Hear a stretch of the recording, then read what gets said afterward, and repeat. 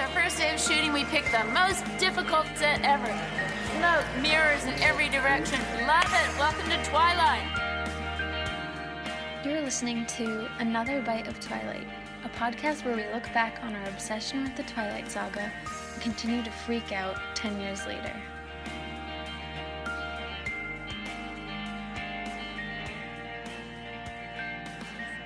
That makes sense. Totally.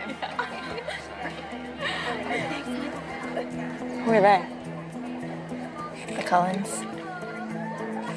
They're, Dr. and Mrs. Cullen's foster kids. They moved down here from Alaska, like, a few years ago. They kind of keep to themselves. Yeah, because they're all together.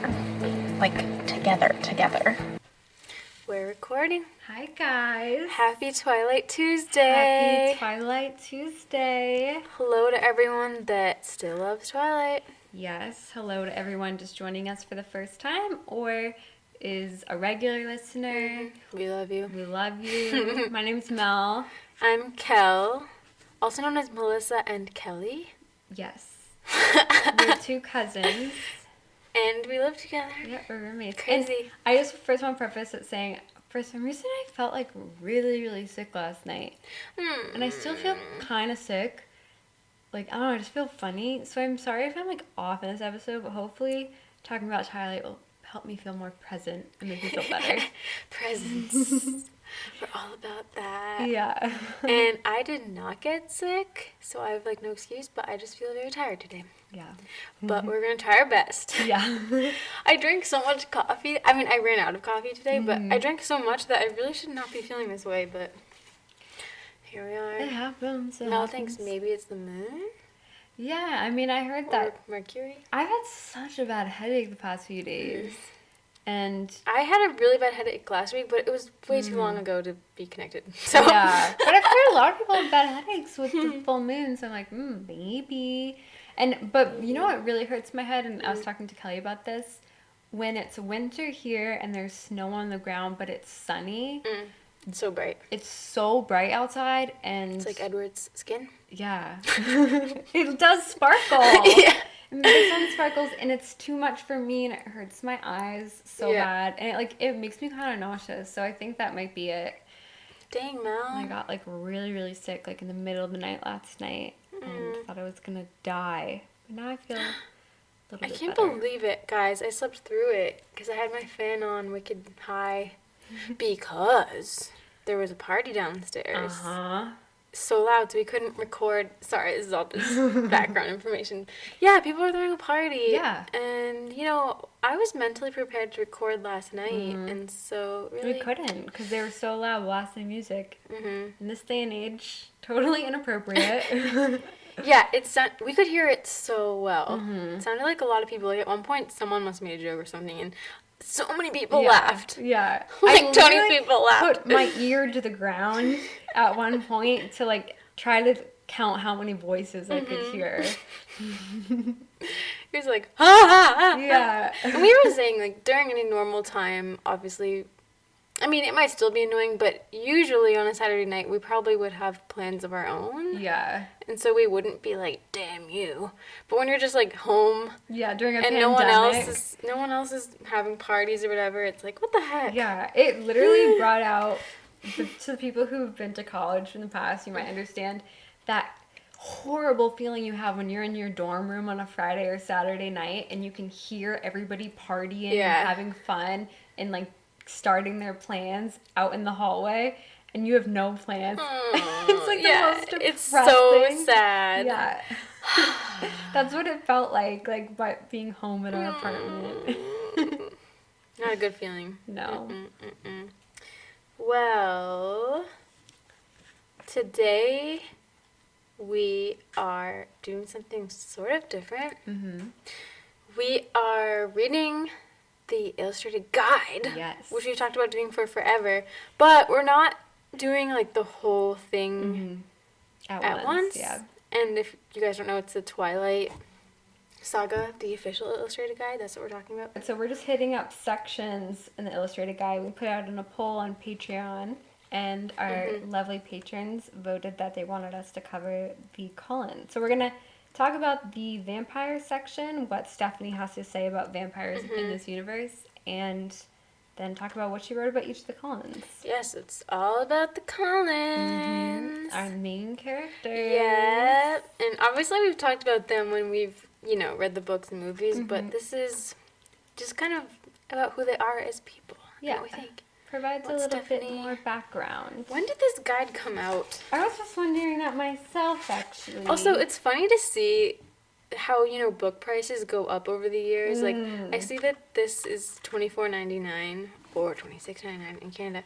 And I just swear if it came out today, it would probably be like $28. It seems to be like a common price for the hardcovers. Which is only a couple bucks, but it's kind of a lot. It's only... okay, this says it was 2011. It's gone. I think books have gone up a couple bucks. I don't even remember getting this book. I remember buying it. I think I got it at a Barnes & Noble. But yeah, was I eagerly awaiting this book? Always owned this. I don't know. It's like a Bible. Yeah, it's just always in my drawer, you know. My bedside table. Yeah. When I'm feeling a little lost in time of need, I take out my guide and it recenters me.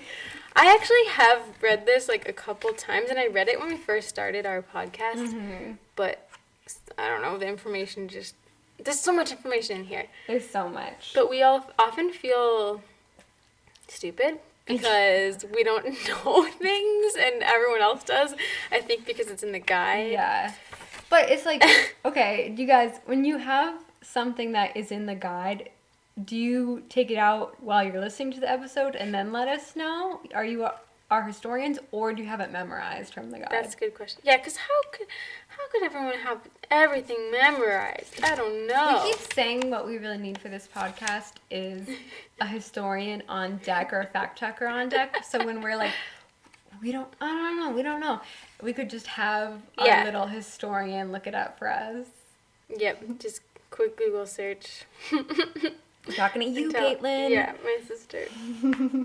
Illustrated guide. So, it's written by, the one and only Stephenie Meyer. Illustrations by a bunch of people. Rebecca Bradley, James Carey, Young Kim, Sarah McMenemy, and Leah Palmer Press. McMenemy? That's a cool last name. McMenemy. Oh, McMenemy. Yeah.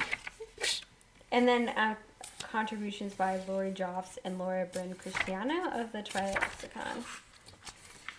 It's pretty cool. I was saying to Mel yesterday that, can you imagine how fun it would be to make something like this? Just what a pleasure. I mean, just for fun, write about the characters you created for a story. That would be so fun. And to have people care that much that you could write just a bonus cheat sheet about your text and publish it. But this leads into slight criticism. I mean, I guess not even slight, it is a criticism of this guide, is that I think it's such a cool opportunity to write more about these characters, people love, and we'll get to it, but there's a couple characters she just doesn't say much about. Yeah. It's wait, you couldn't think of anything? The consistency of the depth that she dives into for the different characters, and especially with the Cullens in today's episode that we'll get into, it's really inconsistent. Some of the people she gets so specific and just basically tells their whole backstory, and then some of the characters, it's we already know that from the book. I wonder if she just isn't interested in some of the characters. Yeah. Yeah, it's strange, I know. You'd think that she could just go wild and write. It wouldn't even take that much time to think about it. You just gotta think of okay, what was her family like? Oh, what happened? Yeah. I don't know. And it doesn't have to be things, because one caveat to that was, well, what if she wants to save some of that stuff for another novel someday? You know what I mean? What if some of that would be revealed in Midnight Sun, or would be revealed later on in a prequel about Carlisle or something? So I do see, like, wanting to leave doors open for different opportunities down the road. And I do wonder if this book was just, like, put together, like, because the publisher saw, like, a good monetary value to it, but it wasn't really, like, something that Stephenie had the time to, like, really, like, come up with stories for, that she had to commit to. Yeah, maybe. Because at the same time, even though I'm, like, some of the characters, it's total missed opportunities, I don't like necessarily when things are, like, canon and it's just because they were in the guide. Yeah, I know what you mean. Like, if we do get corrected on stuff, which I really appreciate because we need a historian, but I'm like, well, if it's not in the guide, then, like, it's fair to not know it. If or it's do you only, mean not in the books? It's not in the books, yeah. Yeah. Yeah, I know. Because the guide's not necessarily, like, fun to read for me. I think it's fun, but it's not really the book series. It's not, like, you know, when people talk about what's the Twilight Saga, it's Twilight, New Moon, and Eclipse, Breaking Dawn. It's like a dictionary. Yeah. Or you maybe include Bree Tanner, but even Bree Tanner is not like, I don't know, if someone didn't read it, it's not like they missed a book in the series or something, you know. This is really bonus, so, I mean, we are hosts of a Twilight podcast, so we probably should know more than a casual fan. Sorry, you're gonna have the audio. I hope this is, like, relaxing for people to hear my book. I think it is. Pages I listen to ASMR people turning book pages. Yeah. Do like up close. Ooh, You that's guys beautiful. like that? Do you like that? Stop. Do you want to hear me smelling my book? Actually, it doesn't have much smell. Oh, it kind of does. Smells like It's very new. Snorting something. We're just doing coke. We're doing lines of the illustrated guide. Have you ever seen Pulp Fiction? No, I actually just haven't. watched it for the first time with Charlie. Really? Charlie. Charlie? Hey, Charlie. I don't know if he's listening, but I just watched it. I had never seen it before. It was cool. Did you see someone made a TikTok about? I sent it to you. I don't know if you watched it. About, You did? Yeah, about Charlie. How Jacob goes, Charlie. Sarah Van Nest, my friend, shout out, sent that to me. Oh, really? And I was so mad. I was like, that's my joke. I know. Actually, that's my dad's joke. Do you think that person genuinely came up with that themselves, or somehow they found it from us? Well, I can see other people noticing that too. I mean, like, there's to be fair, billions of people in the world, and probably millions saw this movie, so someone else was bound to also notice that line. Yeah. But still, Charlie. I felt like it was our thing. I know. Oh God, it's not Yeah. anymore. Oh my God, I didn't know you sent that to me. I didn't see I sent that. it to the group chat. Oh. I also sent like 3 other TikToks at once. So. I gotta say, sometimes I feel overwhelmed with all the TikToks It's like you summer guys reading. send me. Yeah. It's like too much. Like, I'll get them in the group message, and Caitlin sends me them on the side, and I'm just like, You mean by you guys as in the group chat, Yeah, not yeah, the yeah. listeners? Oh, no. Yeah. No, not the list. Sorry. Yeah, I was directing that to Mel. Yeah. It is yeah. a lot. But usually they are funny, so I appreciate it. Caitlin keeps sending me, like, Lord of the Rings related ones. I saw a really funny one I wanted to send to you, but I knew you would maybe get too overwhelmed because I sent too many. But it was of the live action Peter Pan, and then it was a girl being like, me at 9 years old, and then she's like lip syncing to Disturbia, like, what is wrong with me? Why do I feel this way?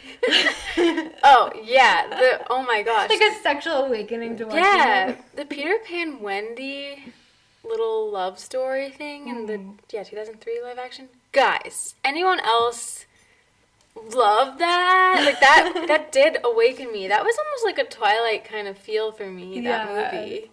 It's, like, so magical. There's so and much also, chemistry. Also, I think Peter Pan is very similar to Edward Cullen, actually. Oh my God, there's so many parallels. Wait, have I talked about this on the show before? I don't think so.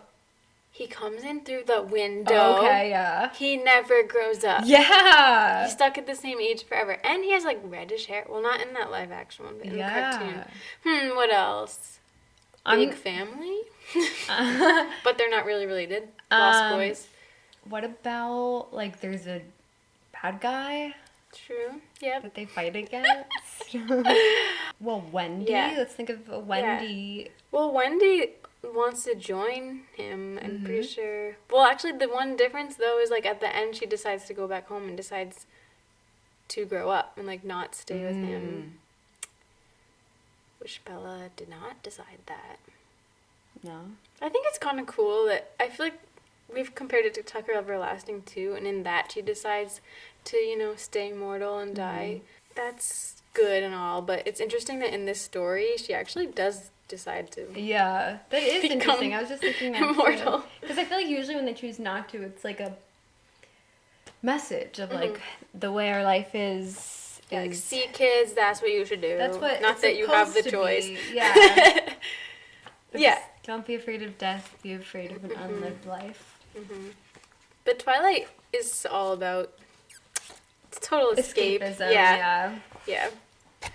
Okay. Okay, so we're going to start off by talking about what Stephenie had to say about the vampires in this world. So she first goes into their physical characteristics. And of course she says, you know, they react in the sunlight with a glitter-like shimmer, that they're very beautiful, that... She gets all, like, scientific about it, or tries to at least. Like, the cellular membrane of the vampire is not as soft or permeable as in a human cell. It has crystalline properties that cause the surface of vampire skin to react prismatically, giving the vampire glitter-like shimmer in the sunlight.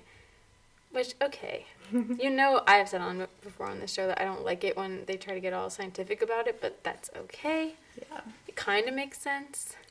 Fits! One thing she writes here, which is a conversation that is very controversial in the Twilight Saga. I know what you're saying. Is when she's talking about their skin color. Pallor, yeah. She says, regardless of original ethnicity, a vampire's skin will be exceptionally pale. The hue varies slightly, with darker-skinned humans having a barely discernible olive tone to their vampire skin, but the light shade remains the same. And then all forms of skin pigmentation, freckles, moles, birthmarks, age marks, scars, and tattoos disappear during the transformation. Okay, I mean, I always give her, like, the benefit of the doubt, kinda, because I know this was written in the early 2000s, and people weren't, like, as woke, I guess you could say, or, like, talking about this, so, okay. But I wish that the vampires were pale, or some of them were, just because they don't go in the sun. Yeah. Like, wouldn't that make more sense? And then someone, if they had dark skin and they became a vampire, they'd still have dark skin, but, like... exactly. Yeah, they just don't go in the sun. Yeah, that would make sense to me, like... Like, not this weird, they turn white. Their natural skin color. Yeah.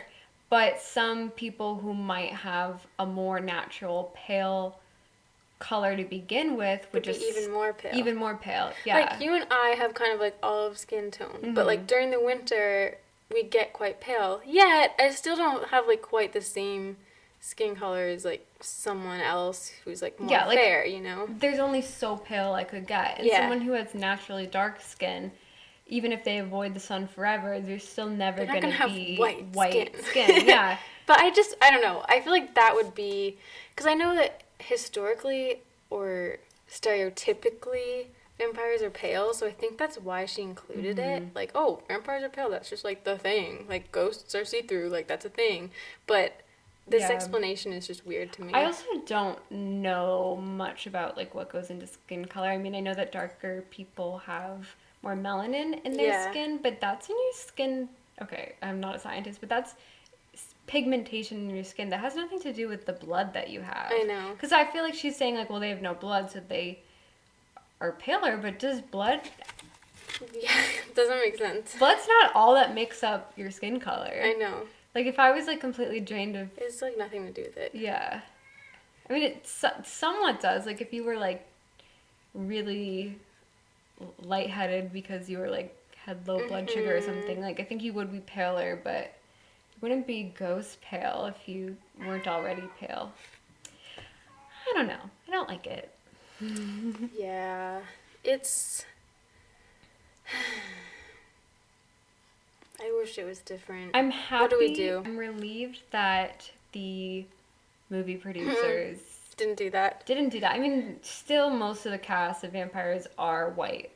Yeah. But I'm happy that they released it. They probably would... have been more diverse if this wasn't in the book, though. I know. You know? Yeah. Like, they would have, like, had more opportunities to make some of the Cullens people of color. Yeah.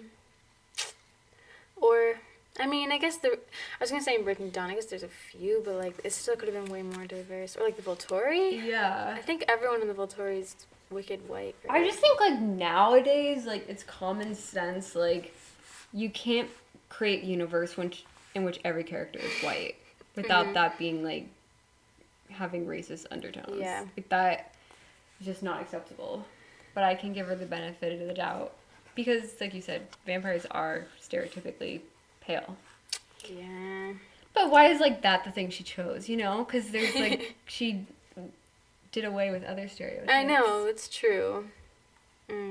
Well, you know, this is the way it is and we can't change it now, but, like, hopefully new things coming out, you know, they can be different. Like, we can learn and make new stories. I also underlined when she talked about eye colors. Oh, yeah. It is impossible to disguise this feature with colored contact lenses, but the lubricant in vampire eyes breaks the contact down quickly. One pair will only last a few hours. I don't get why they don't wear contacts more. I don't know. Yeah, you think they would. They also universally exhibit dark circles under their eyes. I have dark circles. Interesting how she said vampires breathe reflexively, as do humans, but they have no need for oxygen. But they prefer to breathe because it helps them smell. So they are uncomfortable if they don't breathe. That is interesting. Talked about petrification, which is in the books. You know, the Romanians, they don't move. I don't Dust like this. collects. I think it's interesting. I think it's cool because it's creepy. Eventually, a vampire skin begins to appear thin and translucent. Like the skin of an onion. Milky film covers the eyes, making the irises appear pink in color. Okay, the next section is called fluids.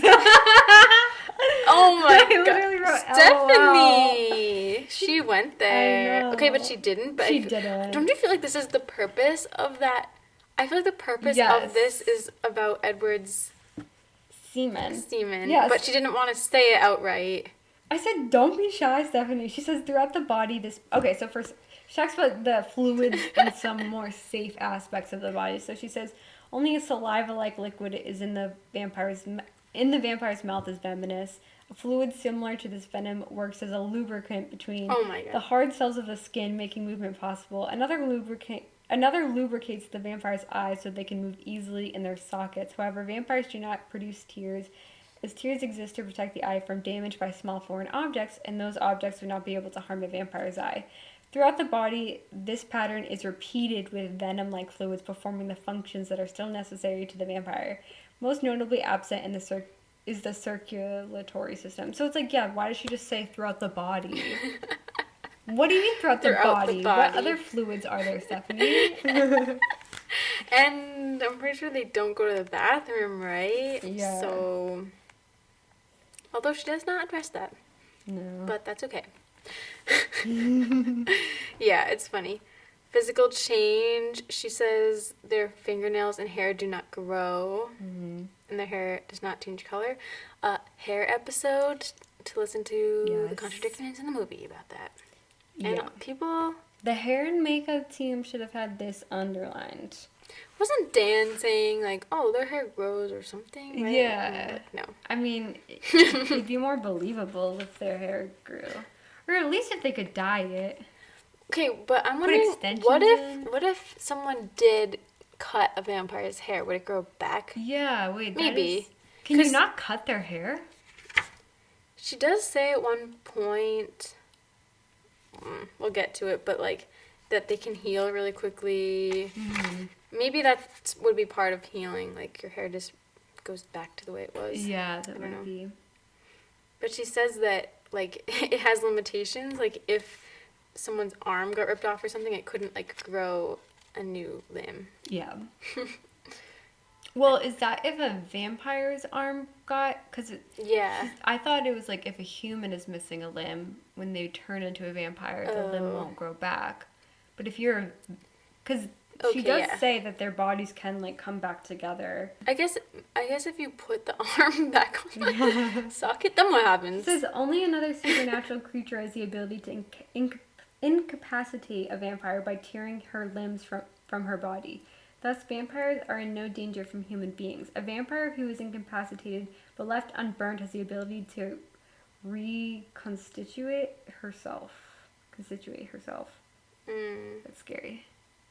Where is the leg part? Or limb part? I don't know, but that does make me wonder, like, if someone didn't have a leg or something and became a vampire, would they just be a one-legged vampire? It says on page 74, venom does have limits, though. It could not, for example, regrow a lost limb. Are there any vampires with missing limbs? Yeah, and why haven't we met them? Yeah. Well, that's another thing in the book is every single, like, vampire character, I think, for the most part, that's listed is someone that we have seen in the books through, like, our character's perspective, but I want to know if there's other vampires in the world that the Cullens just have no knowledge of. Oh, I think there definitely are. Yeah. We just don't know who they are. So much potential. Oh, this is interesting. One facet of the absence of aging is that vampires do not develop emotionally or mentally past the age at which they are transformed. So it's interesting. I mean, I think we already knew this, but here it is, it's written plain and simple, like, that Edward is mentally stuck as a teenager. And I don't know, in a way he doesn't really seem that way because he is so, like, gentlemanly and seems really wise and stuff. But supposedly he is stuck as a teenager, so... But one contradiction to that is, skipping ahead a bit, on Carlisle's biography, it says that he considers Renesmee his granddaughter. And I'm here reading this like, okay, but if you're stuck mentally at 23, you consider yourself a grandfather? I guess so. Like, I just feel like if you really were mentally of that age, you would not think of yourself as being in that relationship as that type of figure. Yeah, I don't get it. And then Edward is going to, like, think of himself as, like, the father to a teenager when he himself is a teenager. It's confusing, you know? Yeah. It's Twilight. It's very nuanced. Yeah. Yeah, and if you have those years and years of experience and knowledge, you really aren't mentally feeling 17. Yeah. Because a part of being 17 is being so unaware of That would be world. funny if he was like, okay, yeah, I've been alive for over 100 years, but I'm not ready for this. Yeah. Like, I'm young and... Yeah. I'm still in high school. I don't know, like, I need to find myself. Yeah, I don't know. It doesn't really make sense. Because I feel like experience is what makes you grow up. Yeah. You know? Exactly. And as humans, we only have, like, 80 or so years to have these experiences, so it moves you along in life. And Like, what mentally is keeping Edward at 17? Like, how was he exhibiting being 17 mentally? I don't know. Yeah, does he have, like, really raging hormones or something? I know. No. Is he super angsty? I mean, he kind of is. Yeah. But, like, I don't know. What if he just, like, impulsively broke up with Bella, but he does impulsively break up with her? What if he, like, I don't know, just Still, ditched I her? don't know what I want yet. Yeah. I'm just 17. She's, like, playing video games and doesn't answer her Yeah. call. I guess I don't think they texted. Call for hours, and I don't know. He's on TikTok later on, doing the dances. Edward wouldn't do that. Just like, yeah, what if he was just acting like a 17-year-old through the years? But that's what makes him appealing is that he's not like other 17-year-old boys. So. But I feel like she can't say that they're like maturity-wise stuck at that age. But I guess. But what about like the children thing? Yeah, that makes sense. I think it's just tricky because teenagers, young adults, it's not too different from adults. Yeah. He really just doesn't seem like a teenager though, the way he acts. But I can see I can understand someone if you're stuck as a child. I can see Yeah, that's true. how that would work. Yeah. I don't know. She talks about singers, humans whose blood smells particularly delicious to some vampires. And then there's, like, vampire history. I don't know. Should we get into that or wait? I think a lot of that we can wait. It's a lot about the Volturi. Yeah. And then it goes into the Southern Wars of North America. That we can wait for a later episode. Only 2 pages about vampire history. I guess that's all Stephenie knows. Yeah. I really don't think the rest unknown. Yeah, I really think that this was just like bonus material, but it wasn't something that like she had to brainstorm about too much. Mm-hmm. Should we just get into the Cullens? I guess so. There's more about like vampire law and myths, but I think we're gonna do a Volturi episode. Wait, there's one more thing I wanted to say though that I thought was odd. There was a part about vampire hybrids. Half vampire, half human, and talking about basically their reproductive system, and was saying male vampires do have the capacity to pass on genetic material with a human female partner. However, it is beyond the ability of most vampires to be so close to a human physically and still resist the lure of her blood, blah, blah, blah. And then it says, female vampires still carry ova, similar to human ova. What? But the unchanging state of their bodies result in a total absence of a reproductive cycle, even if a female vampire could somehow... What does she mean by this? Could somehow continue the cycle, her frozen body would be unable to grow and change to accommodate a growing and changing fetus. I wonder if Carlisle could create an artificial womb and mix up I guess Esme and his whatever fluid he has, or he could mix it up for Rosalie and Emmett, and then they grow the I don't know. baby in the artificial womb. He could definitely come up with one of those. Does that even exist yet? No, but it's something that might exist in the future. Yeah, so I maybe. feel like Carlisle could be whoever's... Do they know that they carry eggs? Is that what she means by ova? Well, Carlisle can definitely do an ultrasound, can't he? Oh, no, I don't think he can... It can't permeate the skin. Yeah. He'll figure it out. Yeah, he could make a strong enough ultrasound, couldn't he? Yeah. I could see Carlisle being like, I don't know. No, I'm sure he would do it. Yeah, no, I know what you're going to say. I was going to say against it. Yeah, be like, no, like, well, let's not mess with I'm God. not playing God. Yeah.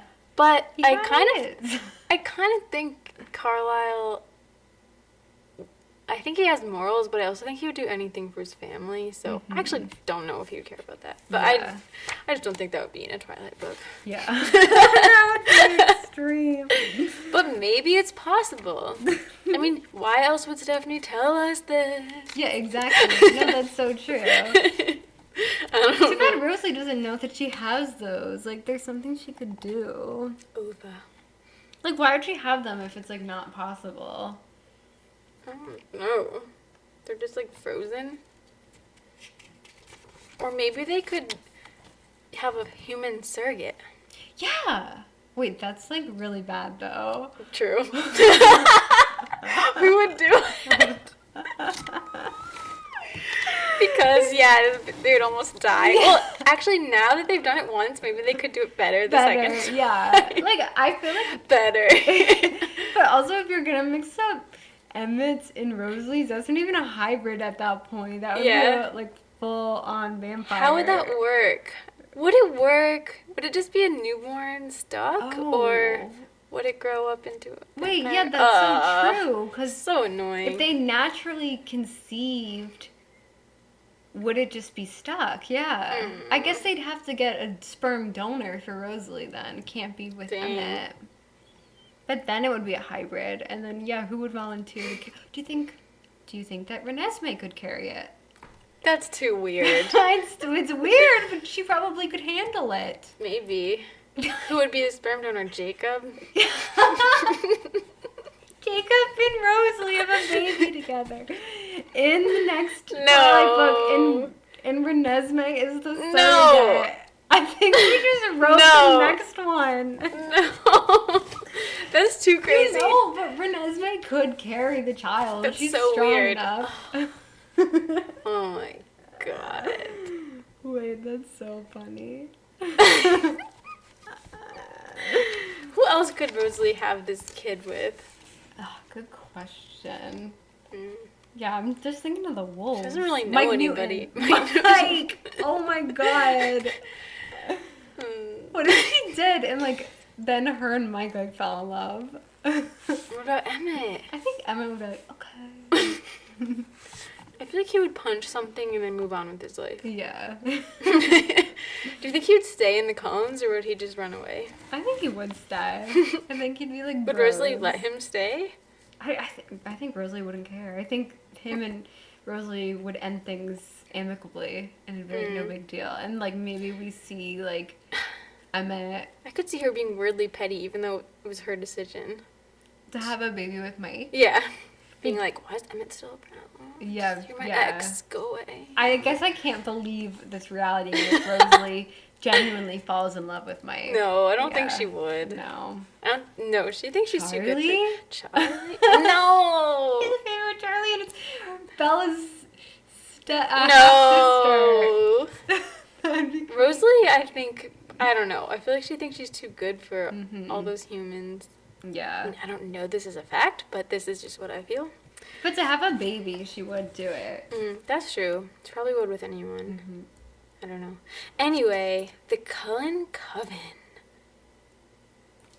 It's interesting she said, abstaining from human prey takes the competitive aspect out of the hunt. Oh, yeah. As a result, they're able to form stronger family bonds than traditional vampires, which I never really realized before. Is that why vampires don't really hunt in packs that much? Because the frenzy begins and then they start to fight with each other. Probably. Yeah, that's really interesting.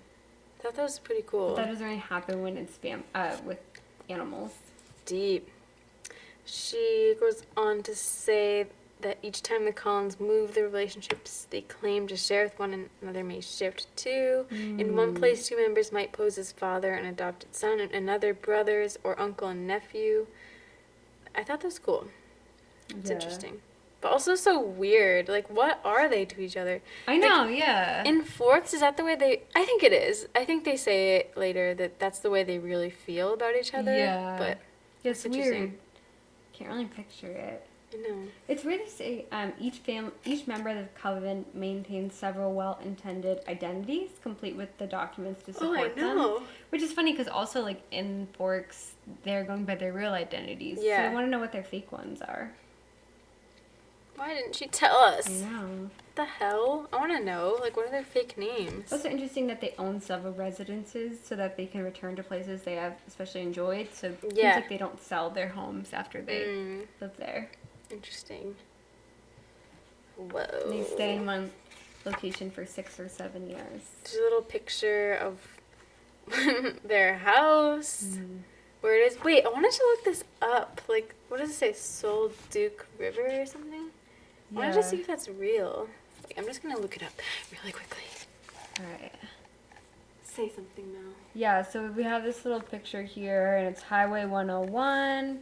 And then off of the highway, there's like this long, windy road that leads to the main house. And it looks like they have like a wicked long driveway. And then that goes to like their garage, which is pretty far away from the rest of the house. It's kind of a long walk if you're a human from the garage to the house. And then there's this river. It is real. It is. The real river. And then over the river and through the woods, you get to the cottage that Bella and Edward live in. Wow. You could, like, find their house. I know. I wonder if she went on Google Maps or something. I know. Or went to Forks, I don't know, and just found a random location. They really like, are. Okay, like, this is where they in live. the middle of the woods there. That's so cool. Okay. So then we get to Carlisle, and there's this drawing here of how he's pictured. He looks like such a hunk. He does. Really sexy movie star. His hair is all tousled. Really prominent Blonde. cheekbones. Yeah, he looks very mysterious. So, Carlisle Cullen, interesting. Right off the bat, no middle name. Yeah, interesting. Yeah. And it says his date of birth, circa 1640. Like, why is that as specific as it gets? I know. Yeah, like, okay, because I know that Carlisle probably doesn't know his exact birthday, but, like... People knew their birthdays in the 1600s. Yeah, but, like, it's, like... Especially in London. Very inconsistent about the information that's known and not known, because Stephenie does include information in the guide that the characters don't know. Like, for instance, a lot of, like, Alice's backstory, she doesn't really know all of that. Yeah. But Stephenie does, so she includes it. But, like, sometimes here Stephenie says unknown or just circa 1640, and it's like, why are you not being more specific? I know. And, yeah, why did she say 1663 at approximately age 23? Yeah. Like, not sure. Like, you could make it up, Stephenie, and just be like, this is it, but Carlisle doesn't know She it's couldn't be this. bothered to pick a birthday. Yeah. So, actually, this is kind of a problem because you told me one idea for an episode was to do the zodiac, like astrology. We can't do it for Carlisle. And a lot of characters, I would say actually most of the Cullens don't have birthdays. Yeah. Like, well, I wanted to do astrology / Myers-Briggs because Myers-Briggs is my obsession, but Myers-Briggs personality types, I mean. But yeah, I think we could do like Edward, Bella, Renesmee, Jacob, like probably some other people, but a lot of them don't have that's so true. legit birthdays. Yeah, like even Emmett doesn't. Like we can't do it for them. Yeah. We could ask people what zodiac sign they think they are. I know nothing about zodiac, so I'm just gonna go. I could definitely do Myers-Briggs for them all, but Yeah. I don't. How can you even guess though? I know. I think it's crazy though that I know this is so nerdy, but I took this history of London class in college when I studied abroad in London. Hello to English people, and I just got so fascinated with like the 1660s in London. I'm guessing Stephenie liked that time too or something because he was turned at 1663, and a lot of his like first years are 1660s in London, and it's just crazy because in 1660, this is when England like lost this war with Netherlands or something. And 1664, I don't know why I memorized this, but I wrote it down. 1664, the monarchy was restored. Like they had gotten rid of it, but it came back, like having a king or whatever. 1665 was the plague, and then 1666 was the Great Fire of London. And it's just really cool to think of Carlisle there during like probably the plague and the fire and everything. It's just cool. That was his life. That is cool. It's sad because a lot of like really old London, like Shakespeare's London or whatever, burned down. Yeah. I remember you telling me about that when we were in London. Yeah. I just love it. But anyway, he's blonde. He had blue eyes. And he's 6'2". Ooh, he's tall. Which, okay, I gotta say, I think pretty much all the Cullens are like at least 6 feet tall, the men.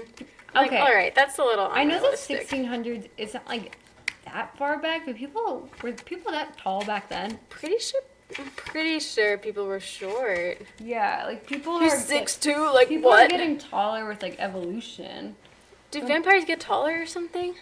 Why are all the Cullen men above? So tall. I'm pretty sure they're all at least like 6'2". I'm pretty sure people born like centuries ago where the average height was much shorter. Yeah. And I mean, Twilight likes to be like, I mean, I kind of like this about it. It's very aspirational. Like all the men are hot and it's like an like escape. Everything in excess. Yeah. Yeah, but come on, why are they all 6'2" and up? Yeah. Like most men are not that tall. I know. It's actually really rare. Yeah, they're all so tall. Oh, it's crazy. I know. He doesn't need to be 6'2". So his physical description, Carlisle has a well-toned medium frame, collar-length hair, and movie star good looks. He has a slight English accent from his youth, although he can speak with a flawless American accent. And he does not possess a quantifiable supernatural ability. They act like he does. I know. His compassion. I'm glad though that it says he doesn't, because that's a freaking lame I know. talent. Compassion? I'm so know. glad it says he doesn't have one. He's attended many universities, both as a student and as a professor. He has That's studied cool. a variety of subjects, ranging from science to music, and typically works as a doctor. Professor Cullen. I wonder if he ever works as a musician. Maybe. Oh my god, with a beanie. I'm gonna take coffee a shop. little leave from the medical field, and I'm gonna do an open mic night. Hot. I wonder if anyone's written fan fiction about Professor Cullen. I know. Yeah. Hobbies. He collects art and books. Oh. Vehicle. Black Mercedes S55 AMG. So random. Yeah. Stephenie loves cars. I know. Oh, speaking of, Stephenie, someone good friends with Stephenie's son came across our TikTok about our podcast and like showed it to him. And I commented, is her son's music taste as cool as Stephenie's? No way. And then she responded like, yes, he's obsessed with music. No way. Yeah, his like whole life is music. That's so cool. Stephenie's son knows we exist and also probably knows that we think his mom has a cool taste in music. Wow. I can't believe it. Yeah. Oh my gosh. That's cool. Well, back to Carlisle. Apparently, his father was his only family. His mother died giving birth to him, and he had no siblings. Mm-hmm. Sad. And this is in the book that his father was an Anglican pastor and was a crusader against evil, even hunts for, like, witches, werewolves, vampires. And he didn't like that his dad was making people, like, burn at the stake. Yeah. But then innocent people. He went off, and he found an actual coven of vampires. And I was thinking, what are the odds? I know. Your dad's like obsessed with that, and then you actually are the one who couldn't care less about it, and then you're the one who finds the real vampires. Man. Yeah, and so one of them turns him, and I mean, I think this is explained in New Moon basically, but he resists his thirst and literally never drinks a human, and is like starving to death. Well, I don't think they can actually die from that, but he's starving and so weak, and a deer passes by, and Carlisle attacked it without thinking, and drank from it, and then he could feel his strength returning, and he decided to feed on animals. I thought this was a little sad. It said, like, knowing that his father would hate him no matter how he lived his new life, Carlisle never returned home. Yeah. He watched his father a few times from a distance, but never made contact. That is sad. Aww. I picture him, like, looking in the window. Yeah. Sad. Stephenie talks about Carlisle's time with the Volturi, and she says, they were fine and cultured, and Carlisle admired their civility, but Aro, Caius, and Marcus never stopped trying to change Carlisle's aversion to what they called his natural food source, and Carlisle never stopped trying to persuade them of the value of his pro-human philosophy. Over time, a legend formed among the humans in Italy of a Strigione Benefici, or a good vampire who was the avowed enemy of evil vampires, so Carlisle was always on friendly terms with the Volturi, which I think that's interesting. That is interesting.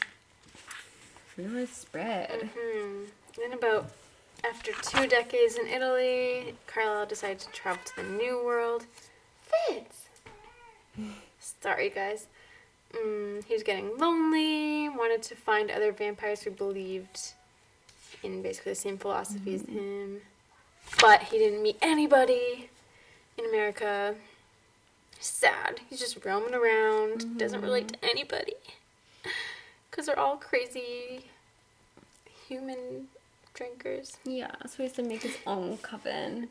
So he, of course, you guys know the story. He's a doctor in Chicago area during the Spanish flu, and there's the Masen family. The dad dies. The mom is sick. The son is sick. The mom's like on her deathbed. Yep. The mom begs Carlisle, save my son, do anything you can, and she has an intuition that Carlisle is something more than he is. So Carlisle takes the son, takes him to his house, and he turns him into a vampire. And the son is Edward. And the son is Edward Cullen. And Edward becomes his son. And they begin traveling together. But their cover story is that Edward was the younger brother of Carlisle's late wife, which is so specific. I know. Why don't you just say your brothers? Yeah, the younger brother of... He could... I guess you can simplify that by saying... He's my brother. brother-in-law. Yeah. Younger brother of Carlisle's late wife. Why would someone take their, like, brother-in-law on the road with them? Like, you just say, we're brothers. Yeah, I don't know. Maybe they really don't look alike? I don't get it. Mm-hmm. But apparently they look alike enough to be father and son? Question mark? Oh, well, it's adopted. True. Yeah. I guess they really don't look alike. I don't get it. In 1921, they moved to Ashland, Wisconsin. Random, but cool. They spend a lot of time in the Midwest. They do. Never spend time in New England. Yeah. What's up with that, Stephenie? She hates New England. She was born in New England, Connecticut. Maybe she hates it. I know. Carlisle was surprised to recognize Esme Evanson, whom he had treated for a broken leg about 10 years earlier when she was a teenager. Mm-hmm. She, like, in an attempted suicide. And then he turned her. Yeah.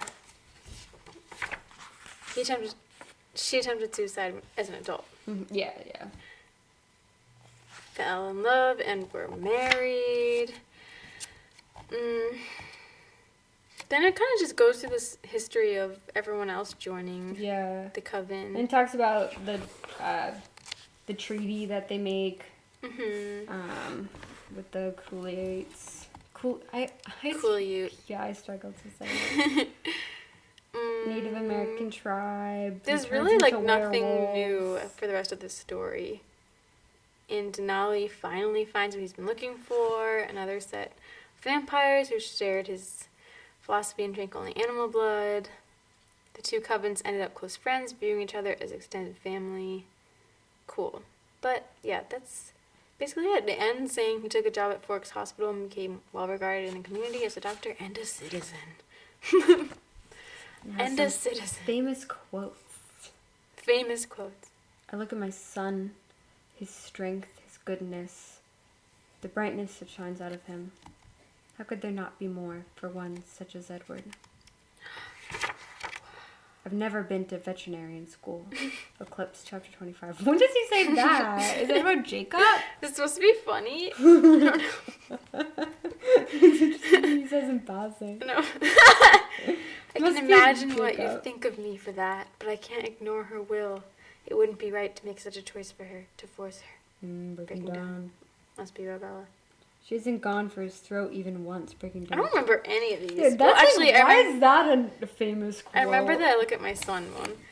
It's an interesting twist, like she's doing the exact opposite of what you can. What? They definitely also, like some people, they include a ton of quotes, and it's just so they can, like, fill the page. But if there's, like, not enough page, sorry, you don't get many quotes.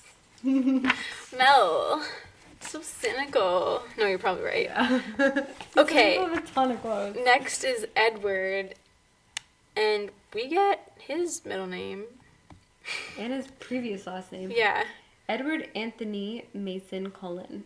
Wow. Date of birth, June 20th, 1901. So he is a Gemini, as am I. Oh, wow. Date of transformation, 1918, at age 17. 1918. The Red Sox won World Series that year, I think. Chicago, Illinois. Place of origin. Hair color bronze. Eye color green. Used to be. Now golden black.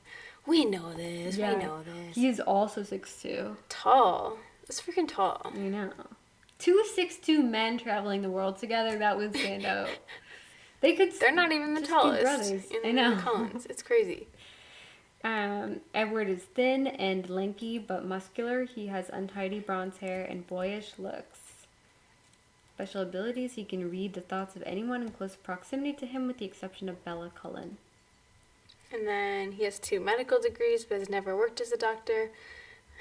His other graduate degrees are in literature, mathematics, law, mechanical engineering, several languages, art, history, and international business.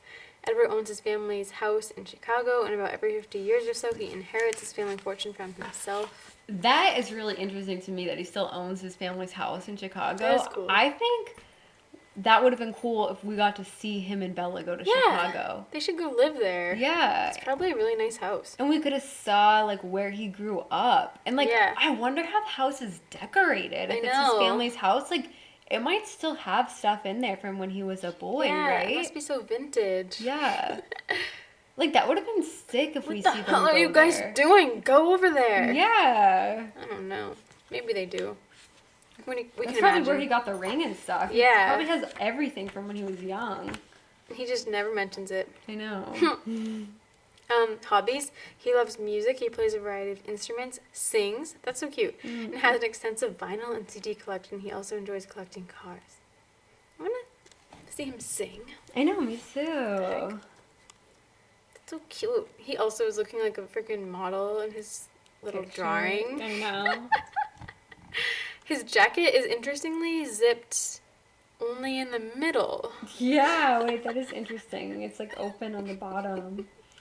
And his shirt is showing a little bit of cleavage almost. His pecs, you can see the line between Yeah. his pecs. His neck looks very, like, I don't know. Very profound. Pronounced? Pronounced, Yeah. profound. And he's got a very intense gaze. His vehicles are a silver Volvo S6R and a silver Aston Martin V12 Vanquish. Okay. And we know his relationships. We know. So, personal history. He was an only child, born to Edward and Elizabeth Masen. Why doesn't he go by the second? Well, I guess now he's Cullen. Yeah. Or maybe middle name's different. I don't know. Born to Edward and Elizabeth, he was their only child, another only child.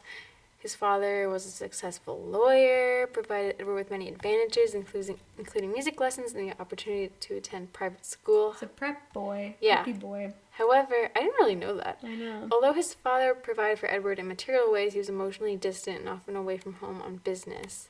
This absence was made up for by Edward's close relationship with his mother. He was the center of her life. He's a mama's boy, too. Oh my god. Little spoiled brat. Preppy mommy's boy.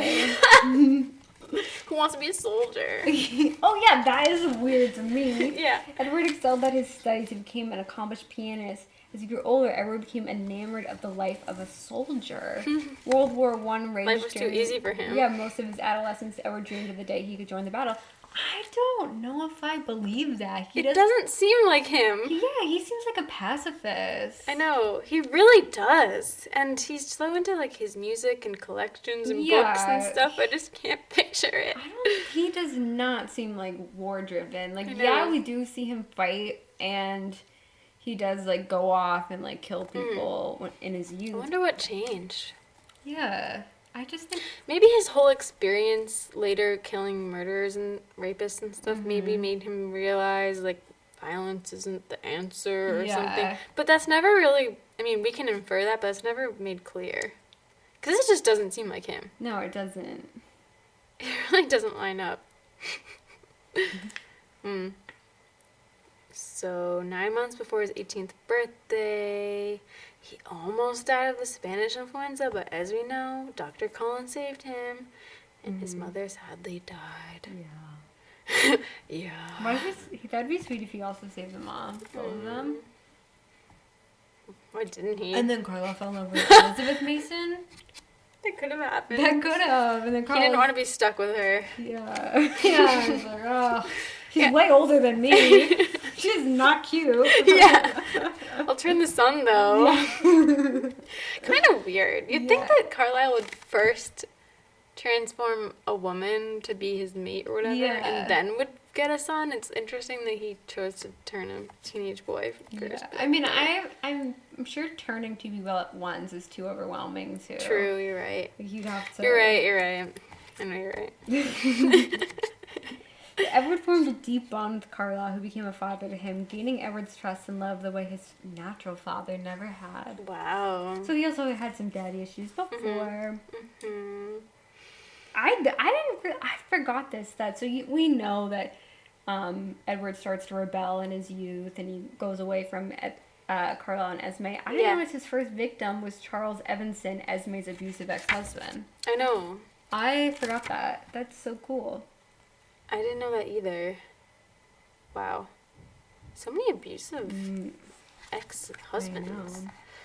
That's good for you, Edward. So Edward knew from hearing their thoughts that Carlisle and Esme were sometimes concerned that he had no romantic love in his life. That's so awkward.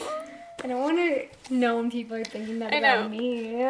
Like, oh, poor Edward. He's so alone. Remember years ago, people would always go, "Forever alone." Yo, like yeah. on Tumblr. Forever alone. Forever alone. That was a thing. Yeah, are they still forever alone? All those people. Forever alone. Yeah, Rosalie is brought into the family, but they don't like each other. Edward and Rosalie always treat each other as brother and sister, and were not always on the best of terms. Yeah. Carlisle, as you guys know, or if you forgot, but you probably know, Carlisle intended on them to be together, but Edward was not attracted to her somewhat shallow and self-absorbed mind. I wonder if Rosalie, like, would have gone for it if he went for it. Yeah, I wonder that too. I don't know. She's definitely still pissed that yeah. he's not into her, but I don't know what she even thinks of him. I mean, now she thinks of him as a brother, but yeah, what did she weird. think back then? And that's pretty much it. No one had ever caught his attention until Bella arrived. It says in 2003. yeah, but really it's 2005. But apparently it's 2003. Well, it says with the Cullen family returned to Forest in 2003. Yeah. So they must have been there for 2 years, but the way it's written is kind of misleading. True. Interesting. On the contrary, I find you very difficult to read Twilight Chapter 2. No blood, no foul. I don't know why. I never really liked that quote much. What if I'm not a hero? What if I'm the bad guy? You're not. Duh. Honestly, I've seen corpses with better color. I was concerned that I might have to avenge your murder. I decided that as long as I'm going to hell, I might as well do it thoroughly. Your number was up the first time Oh we my met god, you. there's like 3 more pages of notes. We're gonna read. No, we don't have to read them all. I feel like that's like copyright infringement to just like read a book word for word. We've read quotes on the show before. No, but like pages and pages. Oh. Nobody listens to this to check for copyright infringement. I'm her father, not her creator. Her biological father. The way you regard me is ludicrous.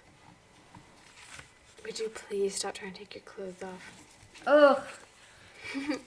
Oh! Cringe. No, I like that part. Okay, next. Esme Ann Platt Evanson Cullen. Date of birth 1895. No birthday. Wow. Yep, no month, no day. And she was Why transformed. though? Like, why is there I no know. birthday? Like, didn't Stephenie just Carlisle? could not be bothered. And Carlisle treated her. I'm sure on her records it said a birthday. Stephenie just could not be bothered. Yeah. These people know Just pick a day. their It doesn't birth. I matter. know. I don't get it. Is it like because they've been vampires for so long, they just don't care anymore? But no, we know Edward's birthday. Yeah. It's really like for some reason Stephenie thought we didn't care to know. I know. But actually, I do want to know. Yeah. We'll never know. I think it's interesting she was transformed at 26. She's older than Carlisle. She's the oldest. Technically. Cool. She's a cougar. What the hell? That's how old I am. Wait, yeah. I'm the mom. I'm older than Carlisle. I 24. don't. Like, I'm not ready to be the mom of this coven. You're the mom. You're the grandmother. She's from Columbus, Ohio. Apparently, she has a heart-shaped face. Her body is small and slender, but curvy. Ooh. Perfect woman. Slim thick. She does not possess a quantifiable supernatural ability. She has degrees in architecture and art and also has studied photography. She sounds like kind of artsy. Why isn't that played up more? I know. She loves to restore old houses. That's cool. Vehicle none. I circled that. Interesting. She has no car. She borrows None. one of her family members' cars whenever she needs a vehicle. She has no That's need weird. to be. It is kind of weird. But at the same time, why do they need a million cars at this house? They don't. And she, like, kudos to Esme for recognizing, like, okay, there's, like, more than enough cars. Yeah, there's so many cars I'm here. not gonna, like, Yeah. be a car owner and, like, just fuck Yeah. it. I mean, Edward has 2. Mm-hmm. I'm not sure if any of the others have more than 1, but yeah. Before her transformation, she was married to Charles Evanson and had a son who died shortly after birth. Do we know the son's name? I don't think so. Yeah, you could tell us that, Stephenie. Yeah, I'm sure he was named. No name. So, her personal history Esme Ann Platt grew up on a farm. Oh yeah, we can't just read this. Yeah. Outside of Columbus, Ohio. I guess she had a happy life. Although in her teen years, she found it hard to conform to behavior of a respectable young lady.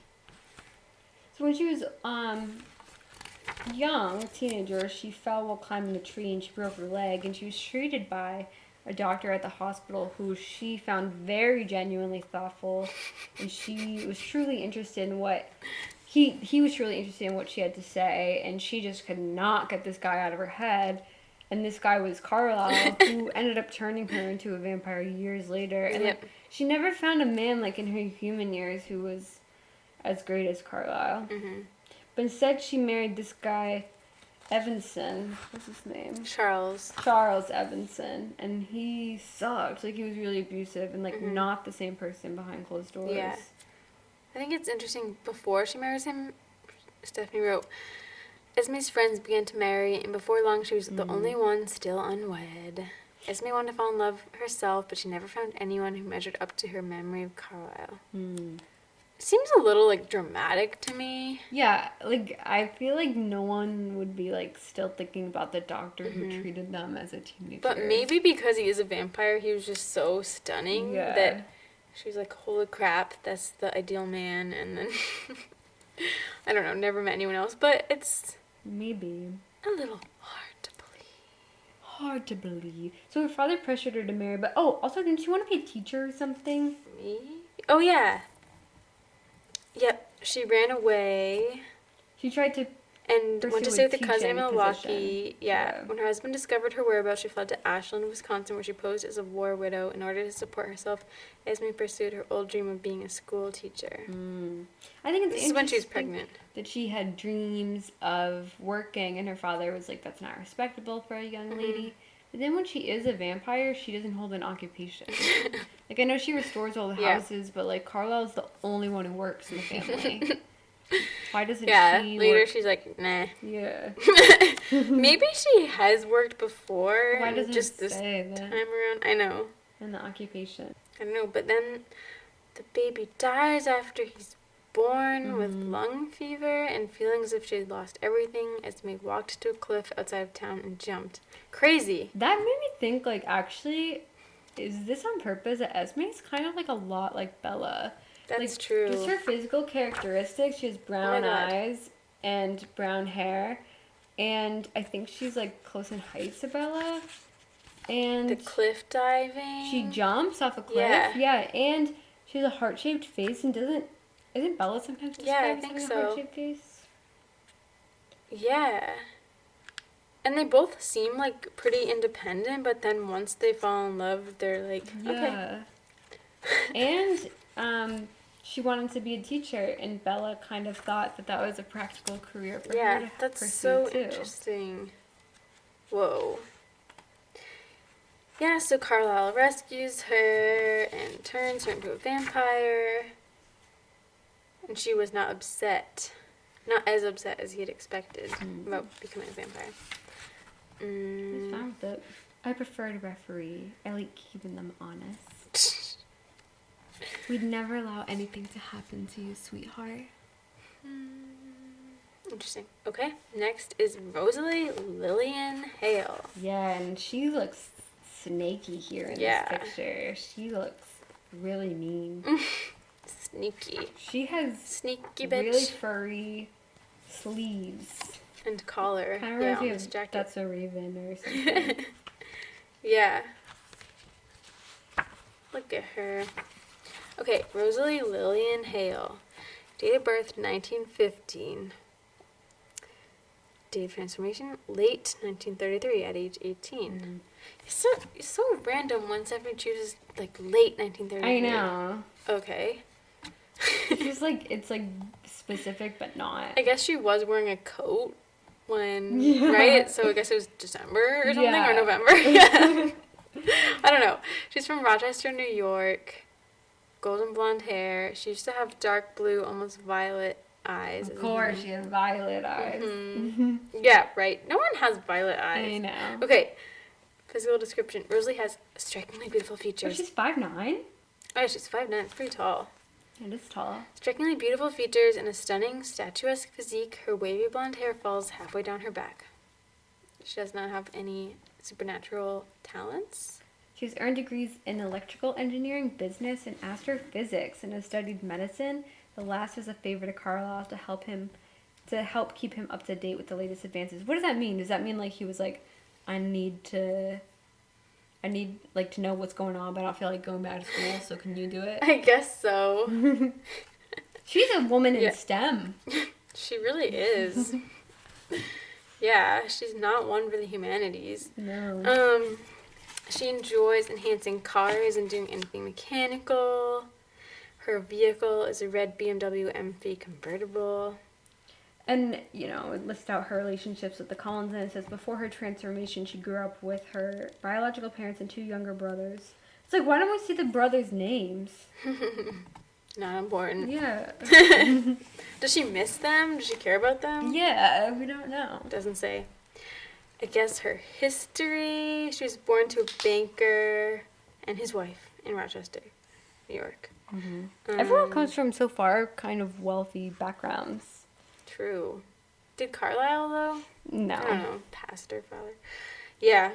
At 18... Wait, what about sorry. Esme? Farm? No, yeah, maybe not. Well, but her father was, like, very, like, that's not respectable for a woman. They weren't not wealthy. Mm. At 18, Rosalie was considered the most beautiful girl in Rochester and possibly the state of New York. That is extreme. The whole state of New York. I know. Sorry, guys, I'm not shitting on it, I promise. What? I feel like I'm being, like, too harsh. Oh, on the book? Yeah. Well, maybe she was, but... There's no way to know. I know. And beauty's subjective. What are the odds, though, that the most beautiful girl in New York becomes a vampire? Happens to become a vampire, yeah. Crazy. She must be really beautiful. So we know the story of her, like, wanting a baby and stuff because her friend had a baby. And she's engaged to Royce King II, the son of the richest man in Rochester. Mm-hmm. She felt like she was on her way to having absolutely everything she'd ever wanted. But then one night she's walking home and she sees Royce and his friends and they're clearly drunk. And then Royce and his friends brutally assaulted and raped Rosalie, thinking her dead. They abandoned her in the road. And I think this is, like, crazy of me to even write, but, like, why would Royce do that? Like, obviously, I know. He's just a bad person. Like, how did he think it was gonna go after that? I know. They're just gonna get married. Especially since he's, like, the richest man in Rochester that's so high profile. Mm-hmm. And he does this, like, public assault on her and kills her in the middle of the street. I know. Like, I know he's just, like, a really bad guy and people... Thinking her dead. Yeah. Like, he literally thought she was dead. Like, wasn't the marriage opportunistic for him as well? I think so. Like... I don't know. He's just that much of an evil, awful person? Yeah, There's guess just, like, no explaining it. Yeah, I mean, there never crazy. is. It's just crazy he did that. I know. He must have at least expected to go to jail or something the next day. Yeah, like, the next morning was he like, fuck, like, that's really bad. I did that. Like, in the middle of the street. It's crazy. With a whole group of people there witnessing it. Yeah, I don't really get it. I mean, I think people do fucked up things like this in real life. Like, it happens, but it's just insane. I'm not saying, like, wrong on Stephenie or something, but, like, it's just crazy. Why would... Especially in the movie, too, he's like, Rose, and he seems, like, happy to see her, and then just randomly starts, like, attacking her. Like, what the hell is happening? Like, isn't that going to be a huge problem for him the next morning when he wakes up and his fiance is brutally murdered in the middle of the street? Like... That would be so high profile. Crazy. Yeah, it's like he randomly just becomes this monster. Mm-hmm. Unless he's always been this way. Yeah. Oh my god, what if he was like a serial killer or something? I know, probably. I mean, that's just like so evil to do. Mm-hmm. So Carlisle finds Rosalie, turns her because he thinks she'll be a good companion for Edward, but they don't really vibe. And Rosalie takes revenge on Royce and his friends. But she doesn't drink their blood. Mm-hmm. She just tortures them to death. Mm-hmm. She respects. Mm-hmm.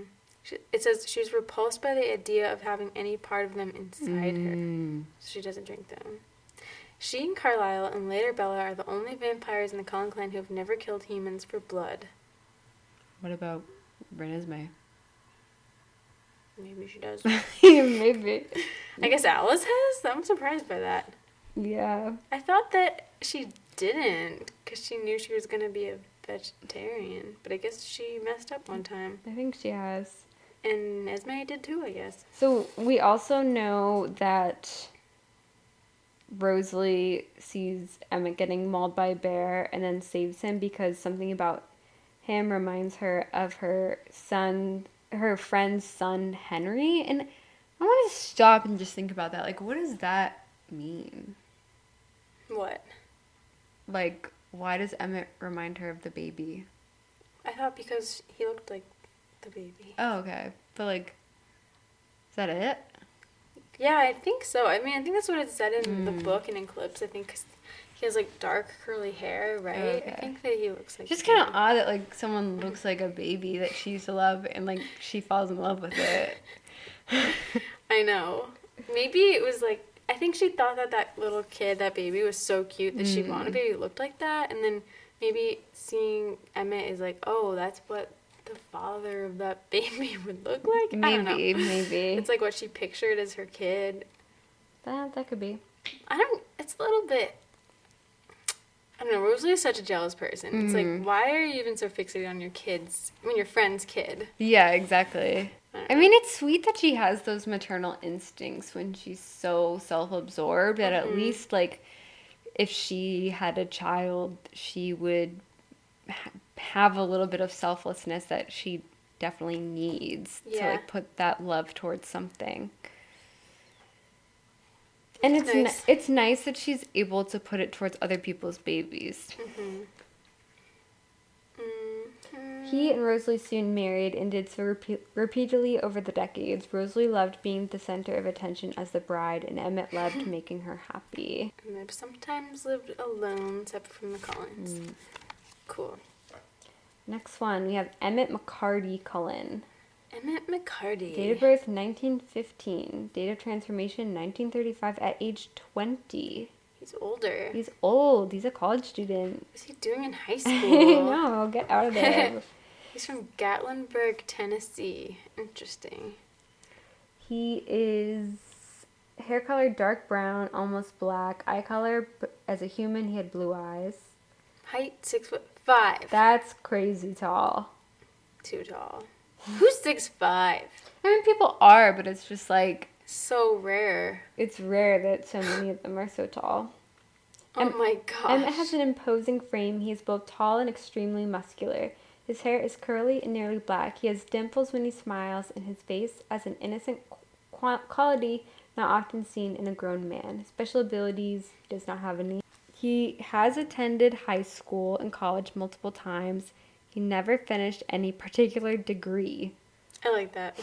Preferring to instead move quickly from one subject to others that interest him. Hobbies, he loves sports and games. Physical challenges. His vehicle is a red Jeep Wrangler modified for off-roading. Yeah, I guess so. Emmett grew up in a small town of Gatlinburg, Tennessee, part of a large Scotch-Irish family. He had what his parents considered a wild adolescence. He ran with a wild crowd that drank, gambled, and womanized. I wonder if it's hard for Emmett as a vampire to be, not able to drink, not able to do these wild things anymore. I wonder. Can't womanize, obviously. He was, like, already whipped the second he was turned. True. Was he ready for that? I guess. I know. Like, okay. He's just so go with the flow. I wonder if, like, what his romantic relationships were before he was turned. Like, did he just one night stands? Yeah, just like that. I don't know.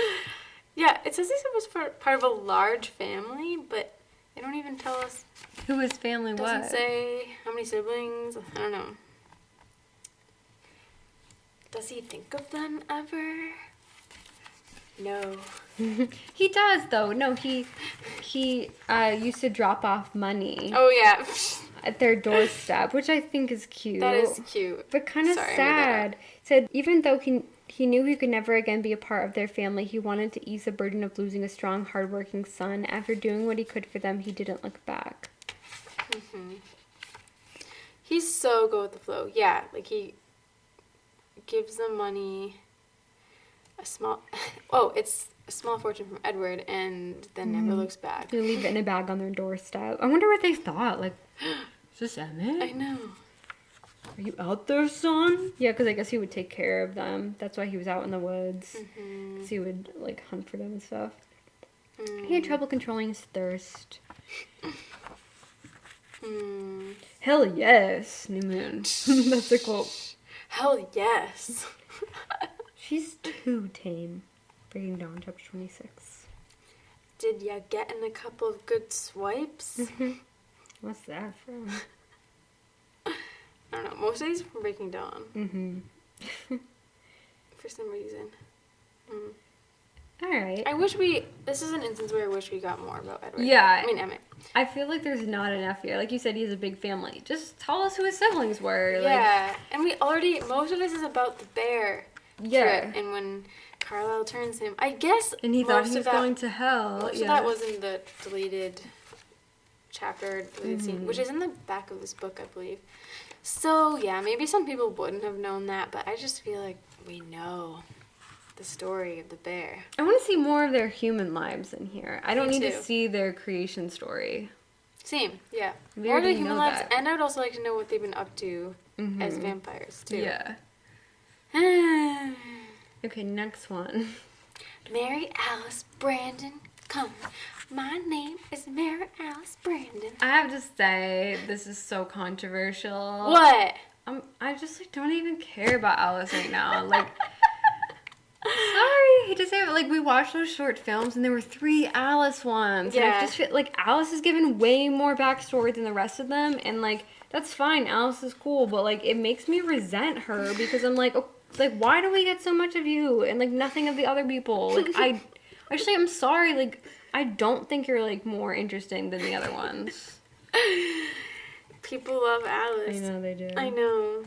Yeah, I feel like because we've already done the short films, which had so much about... Because most of this is about her human life and then her time in the asylum and when she's turned. And we've already talked about it, so I won't get into it too much. But yeah, I know. There's a lot about Alice. She was born 1901. 1901, transformed in 1920 at age 19. By an unnamed vampire. So it's why can't we name him? I know! Stephenie, you have all the power to name this person. Just give him a name. From Biloxi? Or, wait, guys, which one's correct? I was listening to a travel podcast recently, and I'm pretty sure the guy was saying, Biloxi. But I don't know. Biloxi, Mississippi. Hair color, black. Eye color, dark brown. Height, 4'10". Short. Alice is tiny and graceful. Her hair is very short and spiky because her head was shaved in a mental hospital, and her hair was in the process of growing out when she was transformed. Short and spiky. People don't get that right. As we know, her special ability is that she can see into the future. And it's very explained here. Although what she sees is based on decisions being made, thus she must wait for a decision to be firmly rooted in the mind or acted upon. So it says here, she has attended high school and college several times. She has degrees in fashion, design, international business. One of the ways she makes money is by using her gift for seeing the future to predict windfall investments in the stock market. And then it says her hobbies, she plays the stock market and loves designing and shopping. It's so repetitive. Yeah. Can you give us a little more? Is that all she's into? I guess it's all she's into. What's her favorite music? Yeah. I don't know. Yeah, we're probably being too picky. I just really, guys, we just want more. Is that greedy? No. I don't know. You just think, okay, yeah, I don't want to be too greedy, but I guess you would just think that the book would tell us some things we don't know. And it does tell us some things, but not as much as you would expect. from a pretty thick book. Yeah, it just feels a little juvenile at times, giving us, like, the bare minimum. Part of me wonders, like, did Stephenie even really write this, or did other people read the books and come up with what they could pull from them? Is there a reason why you're saying that? No. Oh. Is there? Didn't you say something, or did we say something about this book? I think there were editors who, like, did a lot of work. So maybe Stephenie How do you know that? There was, like, okay, I feel like I can't say this also because I'm, like, kind of sick. So I'm, like, I don't know the full knowledge, but there was, like, a Zoom call, and someone who worked on the book, I think from the lexicon, was saying that, like, there was a lot of inconsistencies, errors in the books. In the books or in the guide? In the guide, I'm sorry. Interesting. But I'm not sure. But I'm more basing this just on the information that is included. I think a lot of this seems like things that, like, I could have put together if I just, like, really studied the book and then Stephenie signed off on it. I hope not. That'd be lame. Her vehicle is the yellow Porsche 911 Turbo, which is the one they stole in Italy. I think Edward bought it for her again or something. I was wondering, did she not have a car before that? Maybe. I don't know. And when she was a human, she had a sister named Cynthia, and she has a human niece who still resides in Biloxi. And she still had premonitions as a child, but it says in the book that they're more having a feeling instead of actually seeing the future.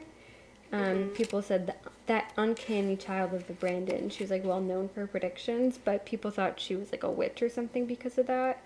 And people thought she was, like, putting a curse on others.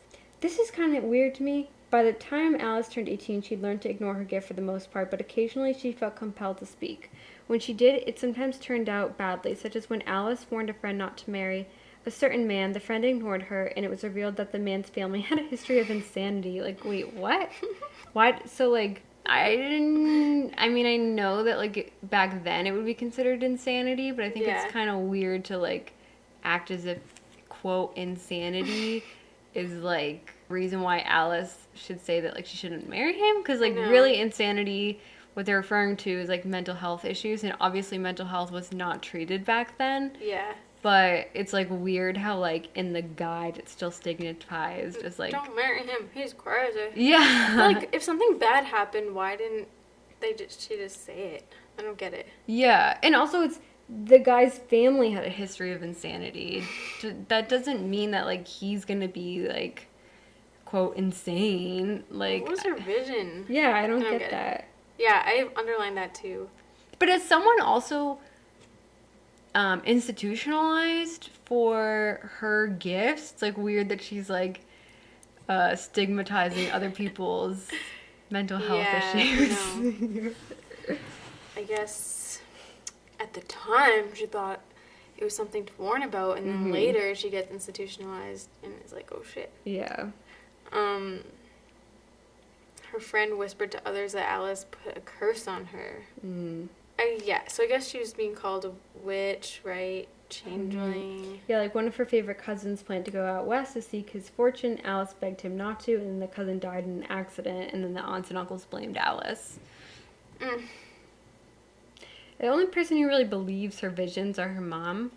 So her mom, like, really believes Alice because Alice is having all these terrifying visions of her mom being murdered, and so her mom, like, stays locked up in the house.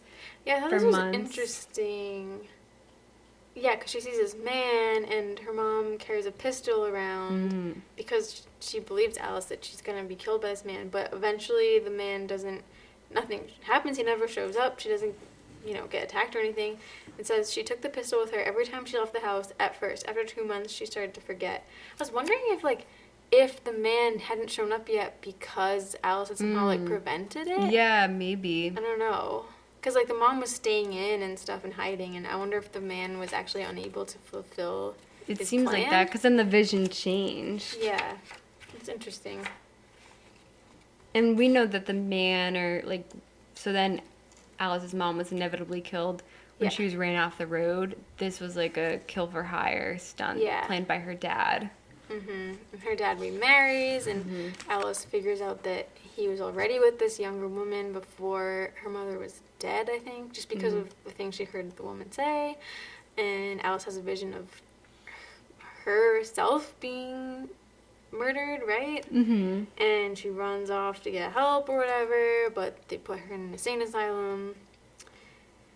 And then she gets electroshock therapy, and it causes her to lose her memory. But it also allowed her naturally cheerful and humorous disposition to return. And then the groundskeeper, this is all in the short films, but if you guys didn't listen to that episode, the groundskeeper working there was a vampire, and he was working there because he could take advantage of this pool of humans who could die without much notice being taken, which is really sad. It is sad. But he formed an attachment to Alice for some reason, and he knew of her abilities. She always knew when he was coming. He would bring hidden objects with him to see if she could guess what he had. She always got it right, and she had a vision of James coming. I don't know, this is when it gets confusing.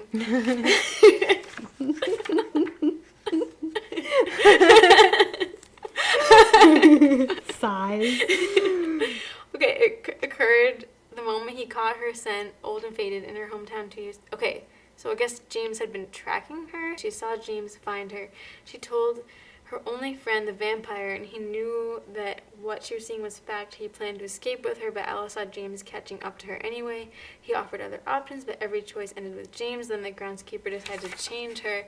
Alice saw that this would be very close. There might not be time for her blood to transform sufficiently for James to gain nothing in killing her. The vampire had heard enough. He bit Alice immediately and took her away to hide, knowing this would barely slow James.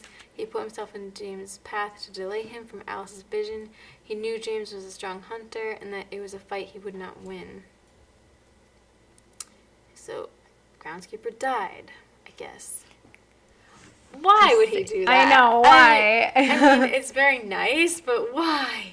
It's like, obviously he doesn't value human life that much because he's there killing people. Yeah. So it's like, what about Alice? Like, just the fact that she has visions? Like, okay, that's fine. Maybe. No explanation. We need the groundskeeper's full backstory. She wakes up. She's a vampire. She's unaware of James. She doesn't remember anything. She has visions now, and she has a vision. Her first clear vision is of Jasper Whitlock. She knew that Jasper was her future mate, but she also knew that he wasn't ready for her yet. And instead of going to look for him, she waits for him, basically. I love that it says her greeting was characteristically cryptic. Yep. They meet in a small diner in Philly. Alice was already in love. Jasper quickly learned to reciprocate. And then, to please Alice, Jasper began practicing a vegetarian lifestyle as well. By 1950, when they joined the Cullens, Alice was able to control her thirst, as well as the rest of the family did. So, Jasper's been with the family for a long time, like 55 years by the time Bella meets him. It's interesting. He's still struggling. Yeah. Alice loves all of her adoptive family, but has a special bond with Edward.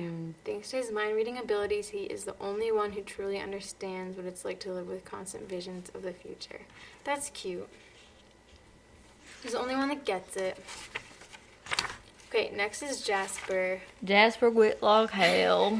Jasper Whitlock, ma'am. He's born in 1844. Date of transformation, 1863, at the age of... Maria. From Maria. They need From Houston. 19. Texas. Honey blonde hair. Brown eyes. 6'3". Too tall. Way too tall. Why are they all? They're all 6'2" and up. Yeah, wait. That is crazy. I feel like that's not It's really... a basketball team. Why didn't she say? Maybe she did. In Twilight when they all walk in. Who's that the tall cafeteria. family? Yeah. Look at those models over there. That This makes tall- Alice look so short, too. She's 4'10". Man. Oh my god. I know, Wait. crazy. Wow, she's 4'10" and her boyfriend or her husband, whatever, is 6'3". Yeah. Crazy. Imagine her next to Jacob. Oh my gosh. Is Jacob taller than Emmett or? Yeah, remember Jacob is like 6'6" 6'7" or something Oh crazy. my gosh. They're all so tall. Okay, real quick, his description: Jasper is medium build. His hair falls just above his collar. Many scars. He has the ability to both feel and manipulate the emotions of those around him. He has attended Jasper. high school and college several times. He has degrees in philosophy and history. Oh, that's cute. He's a natural scholar and an avid reader. He has a shrewd mind for both business and battle tactics. Jasper has a silver Ducati motorcycle given to him by Edward. That's cool. I didn't know he drove a motorcycle. Did you? I think I did, actually. I don't know why I didn't know that. So it like goes through his relationships and says he also feels brotherly affection for nomadic vampires Peter and Charlotte. Eric Odom. Played Peter. Whose name I forgot a couple episodes We know ago. him. Yes. So, he was born in Houston. When he was 17, he lied about his age and volunteered to join the Confederate Army. We've talked about this. Yep. Even as a human, Jasper had a gift for empathizing with and influencing the emotions of those around him. Wow. Jasper is so manipulative. He seems interesting. Like, he studied philosophy and history. Like, he seems really thoughtful and stuff, but also, kind of sneaky. Yeah. I hate the way his, like, position in the Confederate Army is so glorified in the telling of it. Like, if there was just one sentence or something where it said, like, since then he has reflected on... well, he studies history, so I want to know what he thinks about it now that it is history. It's odd. There's nothing... Like, the way it's, like... that. It's just to show, like, how good of a soldier he was. Like, Jasper was the youngest major in the Confederate Army. Like, it's just very much, like, romanticizing, like, how great he was. Like, I know. It does take place in present time. So you'd think there would be, like, one sentence where he's like, he has reflected on it. Yeah. It's just, like, odd that there's so much written about the Confederacy. No mention of slavery. No. And as it said in Eclipse, he's changed by Maria. She had a newborn army. Maria. He befriends Peter and Charlotte. Yeah, and then he joins Maria's army, and that army is, like, even worse than the Confederate. Wait, no, I don't know if I should. No, it is. It is worse. What are you talking about? Maria's army, the he's newborn. already in it. Yeah. That's what I'm trying to say. Where he has to kill them after they're no longer newborns. Yeah. It's bad. It's a bad job that he has right away. Yeah. She disposes of him when they don't develop any other skills that make them valuable. And, yeah. Here I'm wondering, though, I know that this is hard for him, but as an empath, like, how can he even have this position where he's just, like, annihilating people constantly? I don't know. I mean, I think somehow he was under control of Maria. Somehow she manipulated him. Because, yes, he can feel people's emotions, but he can also control them. So, I don't know. I guess he was handy to have in that position. But, That's I know true. it's crazy. I mean, he's, getting... I mean, maybe that's why Stephenie has him in the Confederate Army, because it shows how easily manipulated he is to join causes which are not really noble. Maybe. Because then he's in the Confederate Army, which is, like, a bad side to be on for humans in an army, and then he joins Maria's army, which is also for a really bad cause. But it shows how he is easily manipulated and also good at manipulating others to be in those positions. That must be it. Maybe. Yeah, but Peter and Charlotte, like, ran away and then come back for him and tell him, like, there's a new way, there's another way to live, you don't have to live this way. And so he runs away. What? There's another way to live, you don't have to be this way. Yeah, and they go travel the more peaceful north, but his depression didn't lift. Sad. He's tortured. His misery stayed with him. Eventually he left Peter and Charlotte. He tried to kill us often, but the thirst was always overwhelming. And then in 1948, he encounters Alice.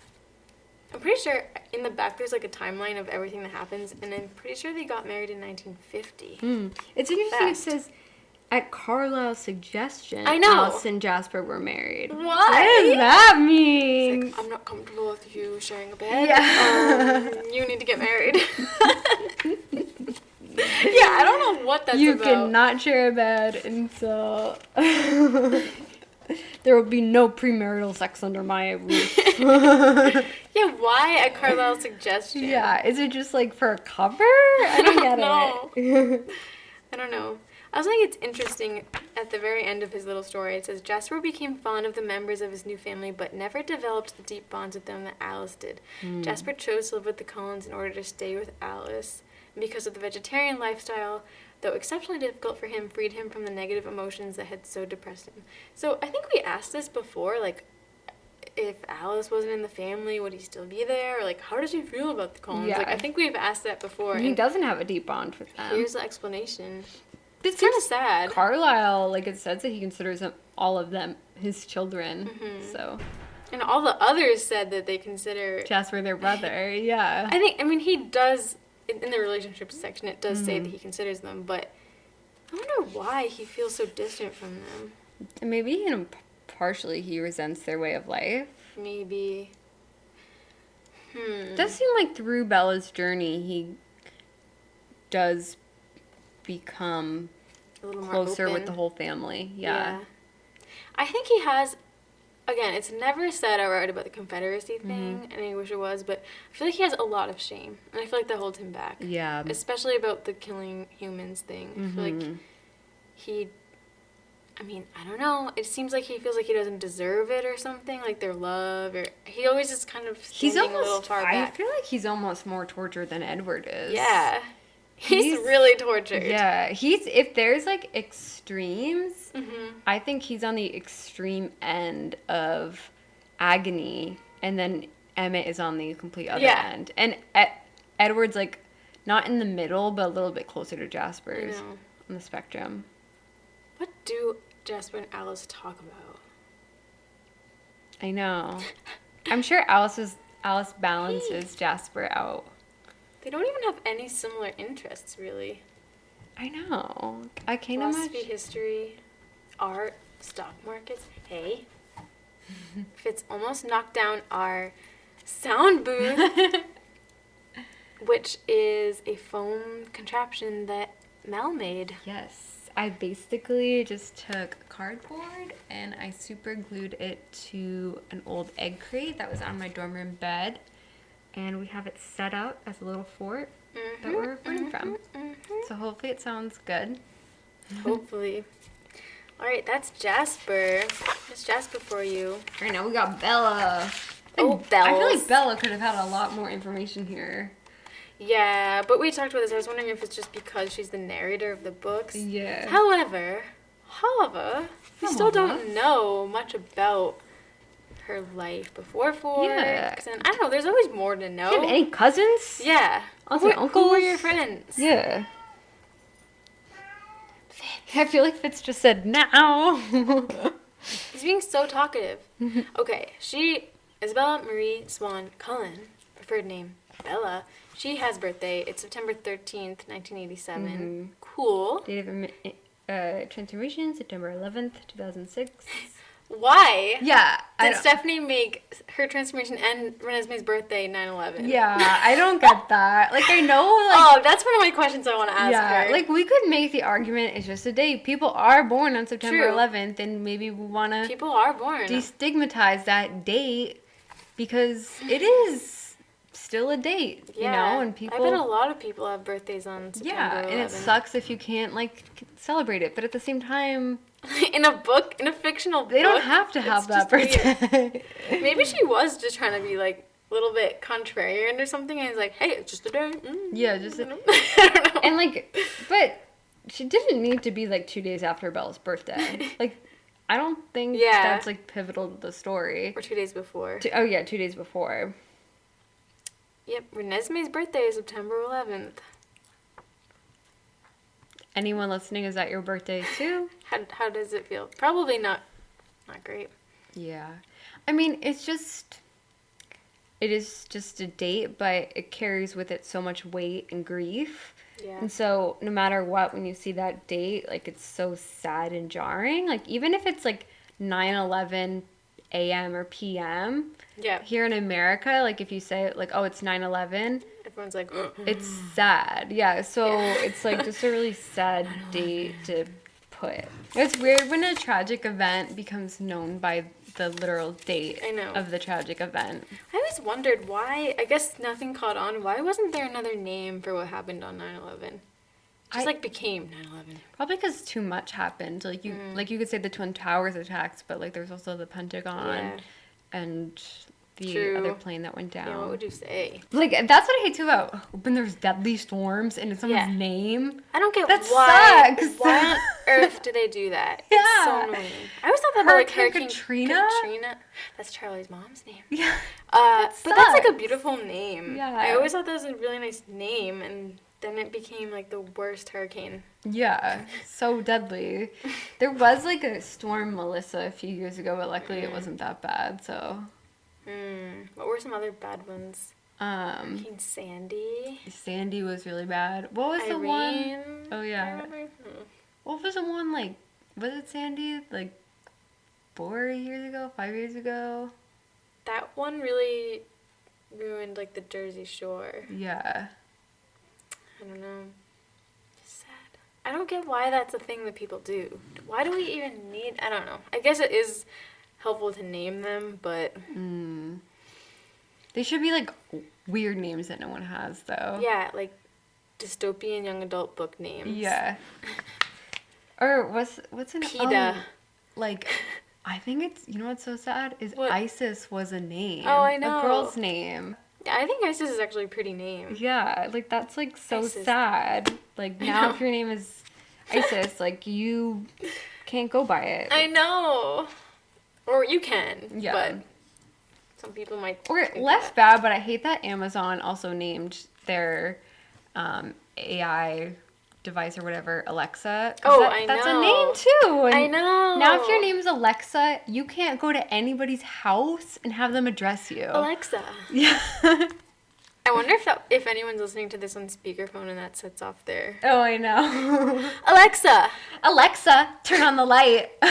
Okay, Google. Okay, Google, play Bad Guy by Billie Eilish. Hey, why don't you do a Twilight song? Oh, Alexa, who's your favorite Twilight character? She says Alice. She does? She does. No I've way. asked her that. Hey, Siri. Is Siri a name? I actually like that name. I think it's cute. I don't know. It is cute though. I would like name my kid Siri, but it's too much. I think it's like not common enough that it like matters that it's a device. Alexa, play the Twilight soundtrack. I think Google did it best. Like they just did Google. Like Yeah. Okay, Google. I always read about this other one called Josh AI. Oh. We say, okay, Josh. It's supposed to be for like smart homes, though. that's good they did a man because Yeah. I've been reading a lot of stuff about how so misogynistic it is at all these All the different. servants are women. Yeah, they're all women, and people are so mean to them too. They're like, Alexa, shut up. Alexa, shut the fuck up. Yeah, like the way we treat. Yeah, Josh is cool. Like, also, you can really turn it off, and it stores all the commands and stuff, like, locally, not in a cloud. Guys, I write about technology for work. So it never sends your voice or anything to the internet. It never, like, sells. It's never, like, creeping on you, and it's very easy to turn off. So I think it's cool. You should get paid right now for the synopsis. I know of what it. I know. You just like I basically did an oral I blog know. for them. This is not sponsored whatsoever. Not at all. Hey, advertising, that's awesome. Yeah. It's just like as voice assistants go. I feel like Josh is the best, but it's more for like controlling your home. Yeah. Anyway. So Bella, she's 5'4". Movie night with Bella. She's 1 inch shorter than me. Wow. Yeah, she's on the short side. She's below average. Her physical description is very long. Yeah. I don't know if we should read the whole thing. I mean, you guys know what she looks like, but Yeah. It's so specific. Wide forehead with widow's peak. That's cute. She has a widow's peak. Her lips are out of proportion, a bit too full for her slim jawline. I didn't see her as having full lips, so that's new to me. Also, it's funny how it's framed as, like, out of proportion, full lips. Like, that's what everyone covets these days. I know. Out of proportion. Too big. No. Her lips are too big. She's the ideal lips. Chocolate brown eyes. Yeah. Why doesn't this little illustration here, she doesn't have a widow's peak? Yeah, she doesn't. I don't know. She's got the middle part. No, that's the side part. I'm sorry, side part, yeah. Like, wait a sec. I'm looking at the picture, I'm not seeing what you just said. Which is out of style now, apparently. Yeah, I was talking about this with an 18-year-old recently, and... Ooh.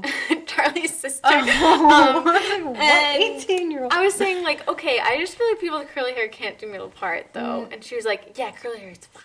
Yeah. Curly hair, it's like, sometimes I don't even have a part. Yeah. I don't know. I mean, I used to have a middle part when I was younger, but I think, I mean, you guys, anyone can do whatever you freaking want, but I just feel like middle part with curly hair sometimes looks a bit weird. It, like, goes out too far. Yeah, it's like a Christmas horizontally. tree. Yeah. Yes, that is perfect. I feel like it needs to be on the side, like Lord. And when you're, like, running your hands through your hair so much, like, my part just falls where it falls. I don't think everyone needs to have the same hair part just because that's in. Sometimes I see pictures of, like, lots of girls, and I'm like, you guys all look exactly the same. I know. Because you all have the same hair. Like, it's okay to not do your hair the same way. Same hair, like, same highlight. Yeah, same makeup. Yeah, same style. Yeah, let's celebrate differences. Let's celebrate differences. But also, no shade if you do... What's in style. Yeah. Well, the thing that's tripping me up is skinny jeans going out of style. No. I know. Skinny jeans can never go out of style. Like, I know. how? They look cute. I know. You don't They're have timeless. to. You don't have to follow the trends. They fit so well in a boot. I know. Ugh. Yeah, and now, I mean, I do kind of like the look of, like, slightly baggier, but they're like, but they have to be rolled up above your boot. Yeah. God, we cannot go back to, like, 2007 when I would have freaking flared jeans, like, too. falling out of my boots. That's disgusting. I used to, like, try Looked to... so trashy. I used to stuff my flare jeans into my boots. It looked so bad. It looks like you can't wear flare jeans with anything other than, like, a flat shoe. Yeah. And, like, the thing about living in a cold climate is you gotta wear boots. Yeah, I feel like even back then I knew it didn't look good. Yeah, me I was too. Like, I would try to, like, bunch it up and stick it all in Me the boot. too. Like, so bad. And, like my feet felt so heavy. Yeah. Not good. Not a good look. No. Never was. Yeah, I'm not happy about that. The skinny jeans, yeah, I refuse. Yes. Why are you crying so much? Seems like we're just saying things are out of style for the sake of it. Well, I mean, I know it's depressing, but everything is cyclical. Like, literally everything. It just comes back and then goes out of style. It comes back in style and goes out of style. It's annoying. Yeah, and I know I said this to you, but the thing that people are now saying is out of style is the green army jackets. Oh, yeah. Why? That is timeless. That is You so don't cute. need to care what people say. Yeah. I mean, I think it's cool when people sometimes, like, have a style and stick to it, and that's just, like, their thing. I think it's cool when generations always keep a bit of the trends from when they were young and their style. Like, the way that, like, older people dress is, like, evocative of the time period they grew up in. I think that's really cool. Me too. I was saying the other day that this is so Alice of us. I was wondering, maybe I said this, I think, in a group message with you, but I was wondering if maybe low-rise, like, really low-rise jeans, what if they just never come back in style? I hope they don't. I hope they don't. But I actually think that low-rise jeans in, like, the late 90s, early 2000s to mid-2000s, whatever, was kind of crazy. I think that's, like, the only time women ever wore that shape. Like, every time period, having a, like, really cinched-in, defined waist was, like, the look. Like, for all your dresses and stuff, like, the high waist, the tight waist look. And it was only, like, in the early 2000s having, we never, like, exposed that part of our skin. Yeah, having the low jeans, like, just the silhouette, I guess you'd say, was so different. I don't think it's that flattering, so I hope it doesn't come back. Yeah, it's not flattering, but it is, like, because it's almost like, especially if you wore a crop top with it, like, you're exposing the skin, like, right above, like, your woman parts. Like, you're exposing, like... I know. And that, we don't... But we would wear, like, long shirts with low-rise pants. Yeah. It's just a very weird look. They're also very uncomfortable. Like, when your skin is, like... The muffin top? Yeah, muffin top. Or, like, it's like your jeans are just, like, cutting off circulation. Yeah. Like, I hope that doesn't come back. Yeah. And if it does, I'm just gonna have to be out of style. Me I'm gonna be a loser. Whatever. I think we were all in agreement here.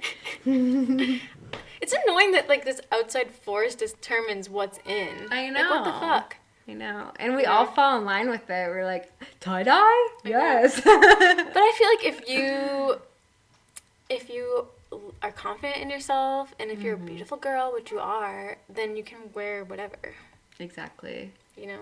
I think it's funny how COVID and, like, quarantine stuff, it's almost made, like, trends and styles way more apparent. Maybe it's because, like, we have more time to reflect on what's in and what's not. Yeah, maybe. Usually I'm like, I can't tell what the style is until we're past it. Yeah.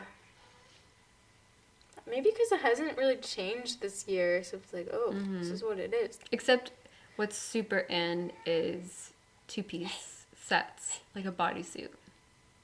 I feel like that's been in for a few years. Yeah, but like a sweatsuit, matching sweatsuit. Oh, I guess. Tie-dye matching sweatsuits. Hi, kitty. You've been so loud today. I know. What's up with that? Okay, back to Bella. She, so far, has only gone to Forks High School, and she had a part-time job at Newton's Olympic She's the least Outfitters. educated. I wonder if she will add to that, probably, but we don't know. Bella enjoys reading, especially the classics, and listening to music. I wrote music's not really. You're not that into music? She was, but then when Edward left, she wasn't. But Yeah. before, I mean, really, she just listened to, like, Linkin Park CD one time. Yeah. But, I don't know. Her vehicles, red 1953 Chevy pickup truck, fits. A 1960s Honda motorcycle.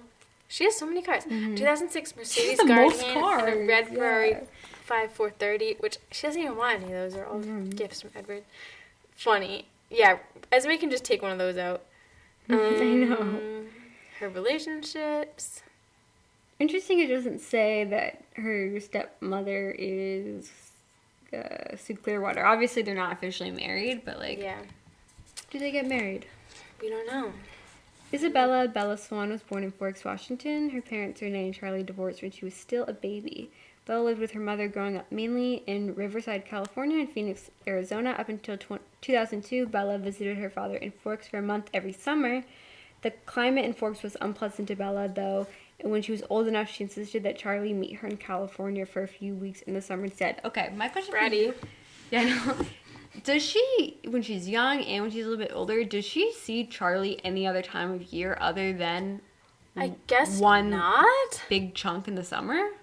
I guess not. Like, no, what about Christmas? Yeah, did she see him on holidays? How often did she know. talk on the phone? Like, this seems like a very distant relationship. distant, yeah. That's so sad for Charlie, too. I know, because he loves Bella. Like, He's just alone all year. Ugh. It's too bad they couldn't make it work. I'm surprised that there weren't at least, like, twice a year I know. visitations. I know. Just for a month.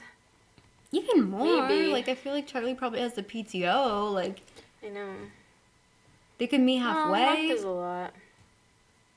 But they could do a long weekend. I know. Crazy. They're on the same coast.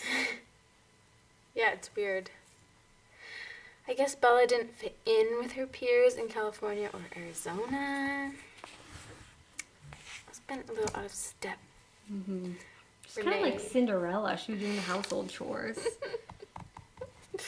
Yeah. She preferred quiet pastimes like reading. Partly because she was extraordinarily clumsy. Oh my god, she's like the shortest. I know! personal That's history. what's crazy. Yeah. Wait, what is she holding in her picture as a vampire? Is that an iPhone? It might be. It's a one-hitter. Just Just kidding. Yeah, it looks like a vape. A dry herb vape. I guess it's her cell phone on like some fancy chain. Or is it a purse? Oh, maybe it's a purse. I think it's a purse. Oh, yeah. She looks way too glamorous here. Like, what is this dress? Alice dresses her up. But she looks so glam. Also kind of seems like her hair grew. What the heck? She looks too high fashion there. Her plan for the future was to get a degree in education and teach like her mother. And like Esme. Yeah, but she intended to teach at the high school level.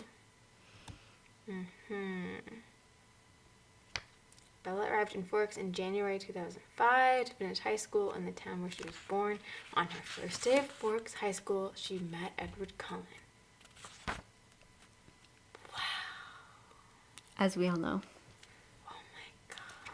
I don't speak car and driver. Nothing. I just hadn't realized before. Did you know you're so beautiful? Oh my god, why did I just read a Jacob quote? Sorry, Team Jacob fans. I love you. You're welcome here. Rosalie is jealous of me? It's over. We've all been sentenced to die. You nicknamed my daughter after the Loch Ness Monster? Kiss me, Jacob. Kiss me and come back. Show me their damn ring, Edward. Famous conversations with Edward. Okay, I'm not going to read that whole thing. I smelled the blood. People can't smell blood. Well, I can't. That's what makes me sick. It smells like rust and salt. What? It's nothing. And there's a little illustration of her bedroom. It's cute. It's cute. And purple. Yeah. Purple's nice. Violet. They did good with them in the movie. Yeah. They did well. Like Looks they really, just like it, actually. Yeah. The window. Really captured it. They did. Where's your CD player? Just kidding. That's too picky. Where's her 3D player? Where's her stack of books on the floor? Yeah. Sure Where's the picture of the human friends? Yeah. Okay, finally. Last but not least. We got Renesmee Carlisle Cullen. She's got a little iPod Nano in her hand. Is it an iPod Nano or Shuffle? Nano. She got a little, that bracelet from Jacob. I feel like her expression here is a little bit like, what? Yeah. What do you want? What? You want me to take a picture? Take a guide? Okay. She does look really pretty, though. She does. Look at her dress. Her ringlets are so tight. Look at her little tutued kind of Her dress. little foot, or barefoot. Yeah. Kind of dirty. It's cute. It is cute. Still just hard for me to wrap my head around it, though. What? Like, that's Edward and Bella's kid. Like, I just can't. That they just gave birth to. I know I've had years to get this in my head, but it's just, it's hard. Yeah. So, Renesmee Carlisle Cullen, nicknamed Nessie. Born September 11th, 2006. Wow. Why was she born September 11th? Just kidding. We get into that again. Yeah. Whoa, it's just a day. We like do the whole conversation. I wonder if anyone online has ever talked about that. I know. We could probably search it on Reddit. Probably. Hair color bronze, eye color brown.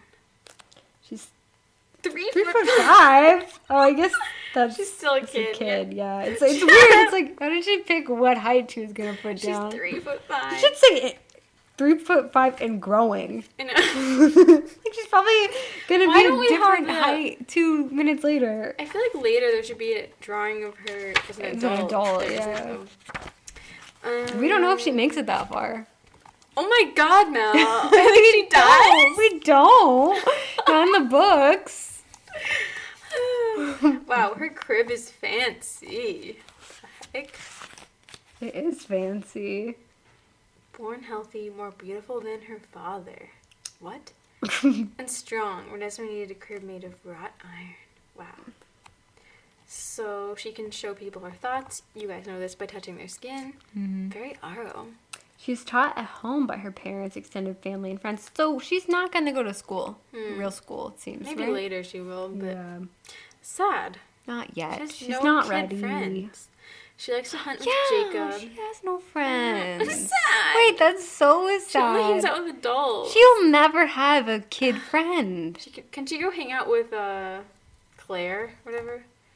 Oh yeah, I don't know. Too babyish. Yeah, too babyish. I Now don't know. she's too old for. And she's a real baby. Yeah, like, true. Yeah. Sad though. Wait, that is like so sad that I never thought about. Yeah, she literally just hangs out with adults. Adults, and it's like all her like aunts and uncles and mom and dad. That's so Yeah. sad. She likes to hunt with Jacob, read, study, and spend time with her parents and other members of the Cullen family. She should have some more interests than that, but whatever. She doesn't have a vehicle yet. Darn. It says her relationships, and then at the end it says Jacob Black I is know. imprinted on her. I wrote, ugh. Creep. Wait, what is it? Does it say for Jacobs that he's like... Oh my gosh, I don't know. Yeah, it says... Oh yeah, by the way, he's 6'7". Oh my gosh. It says in his relationships, Jacob's mother Sarah is deceased. He has older twin sisters named Rachel and Rebecca. He lives with his father Billy Black. He has imprinted on Renesmee Cullen. There you go. Nice. Renesmee is both vampire and human. She maintains a body temperature greater than that of a normal human at around 105 degrees Fahrenheit. lot. That is a lot. I think it make more sense for it to be lower as a hybrid. She has a lot of like opposite characteristics. Yeah. We kind of already know all of this. They really don't tell us anything about her. In fact, her history is not even a history. It's just about... It's just what we see in Breaking Dawn. That's why I have doubts that Stephenie really sat down and wrote this book. I kind of think that like... Oh my god. It seems to What if me she didn't? like That would be so editors sad. put this together based on what's in the book and Stephenie signed off. Yep, that's true. Yep. No! Like, they didn't really add This content. would crush me. Doesn't that... Guys, don't you think that sounds like... I don't know. I hope not. Well, I guess if that's true, anything weird in here we can blame on them. Yeah. After this, there's a little part about the Cullen home. Oh, yes. And I thought it was very interesting. It's kind of cool. It says, like, where each room is in the house and just describes what it looks like. And then it says, behind the stairs is the office of CEE Inc., the Cullens' personal company, where they manage all of their business dealings. What? What do we think that stands for? CEE. Cullen Enterprise? Cullen Enterprise. Entertainment. Entertainment. Cullen. I don't know. Yeah, why didn't you guys tell Cullen, us? Why Edward. didn't they tell Yeah. us? Why so mysterious? Cullen Enterprise. It's also Equity, interesting I don't know. that the remainder of the third floor is called the library and is used for any technically illegal activity, such as forging birth certificates and hacking into computer systems, which the Cullens must do in order to maintain the various identities needed to live unnoticed in human society. Wow. Cool. That is cool. The house really doesn't look like the house in the movie. No, it doesn't. It's much more classic, Yeah, You know. it's like a more old-fashioned looking. old White House, yeah. Mhm. I like this house too. Yeah. I like the house in the movie better though. I think I'd rather live in this one, but that one's cool. Yeah, I'd probably rather live in this one, but I prefer for the Cullens, the one that they Yeah. live in. In the back of the book, there's also a whole part about all the Cullens' cars with pictures of them. There's really nothing to say about it. It's kind of funny. The part about Edward's cars is really like getting into how they reflect his personality and stuff. It's like, while the Volvo is the outward expression of Edward's inner personality, the silver Aston Martin is more the automotive equivalent of the story's hero. What? While technically a sports car, the British-made Aston is a proper gentleman of the group, just as the Ferrari 5430 is a cocky hero. Made in the true British style, every ounce of this car alludes to old world money, power, and manners. Really gets into it. It's cool kind of to look at the pictures, but it's kind of...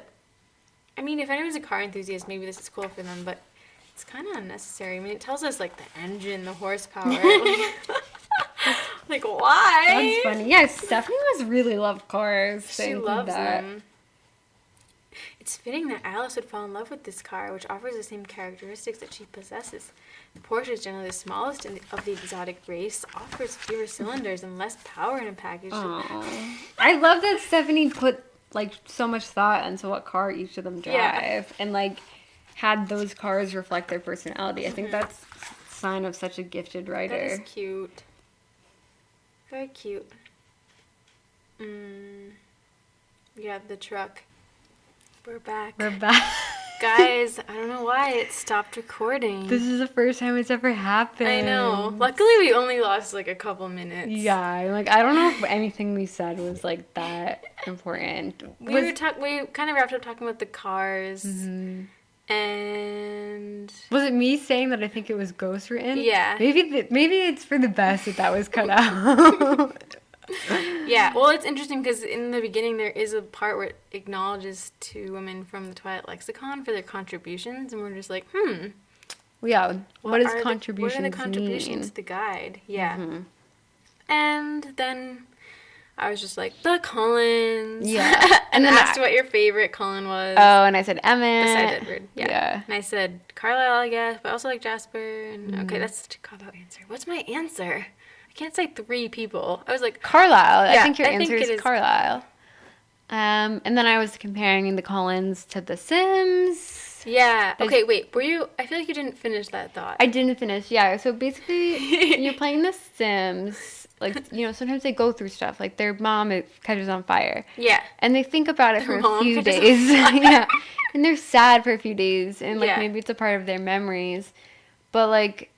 there's some type of emotional disconnect when you're playing it where it's, like, not really that important. Mm-hmm. And sometimes that's what the Cullens' backstories feel like. I mean, yeah, like, Jasper still, like, talks about his, like, Confederacy. Yeah. Like, but they're not connected to their previous lives, really. Yeah, and there's just like a lot of holes. There's a lot of emptiness. Mm-hmm.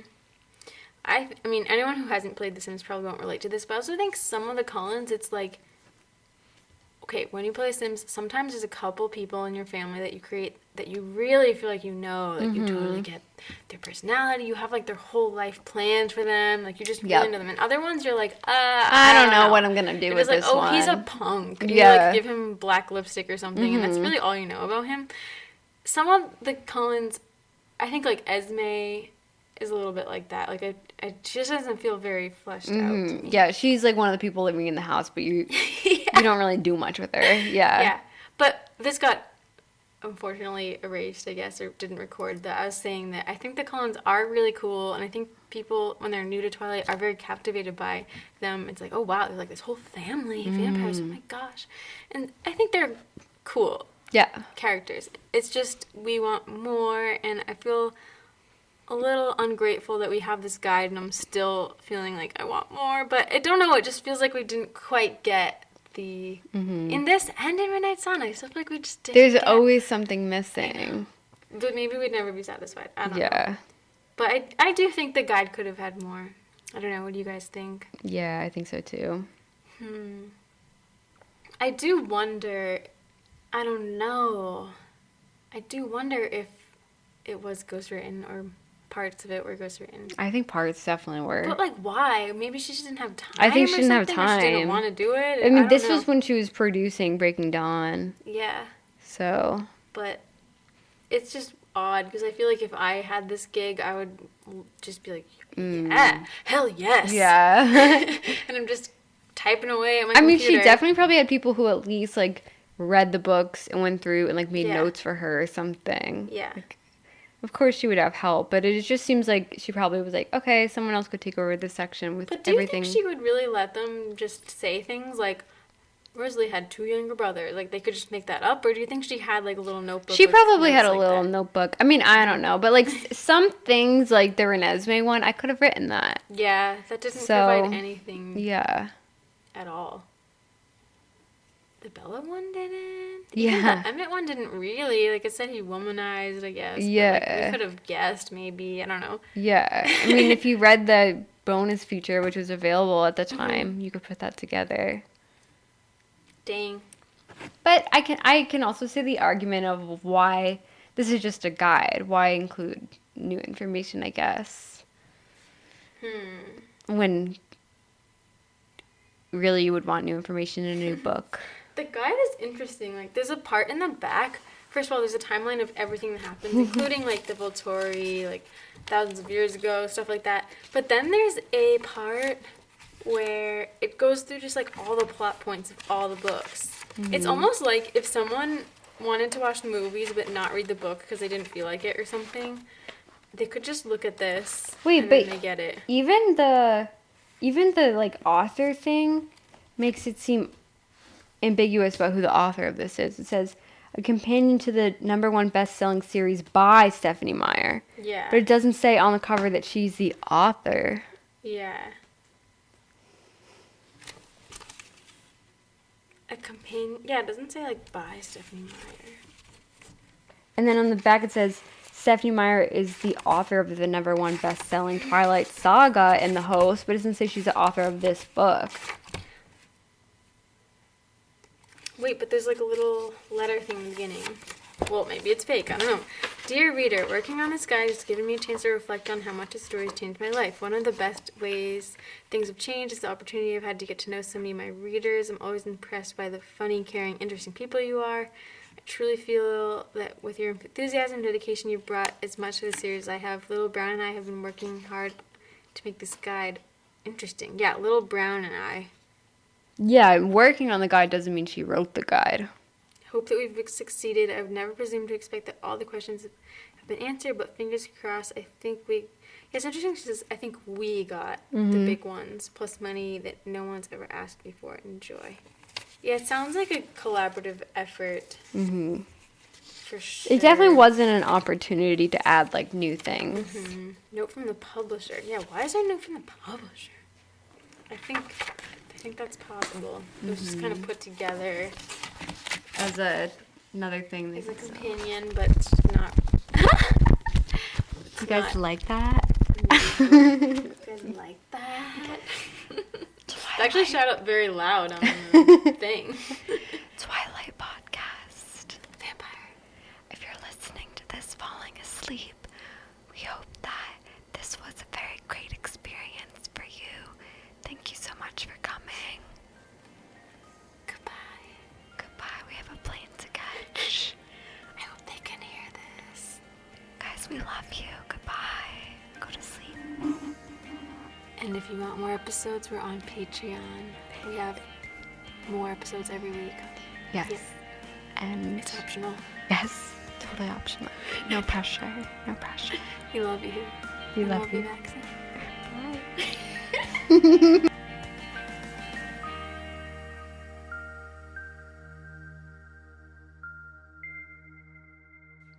You can contact us at anotherbiteoftwilight@gmail.com or find us on Twitter, Tumblr, and Instagram at anotherbiteoftwilight. Theme music is by Traces. See you next time!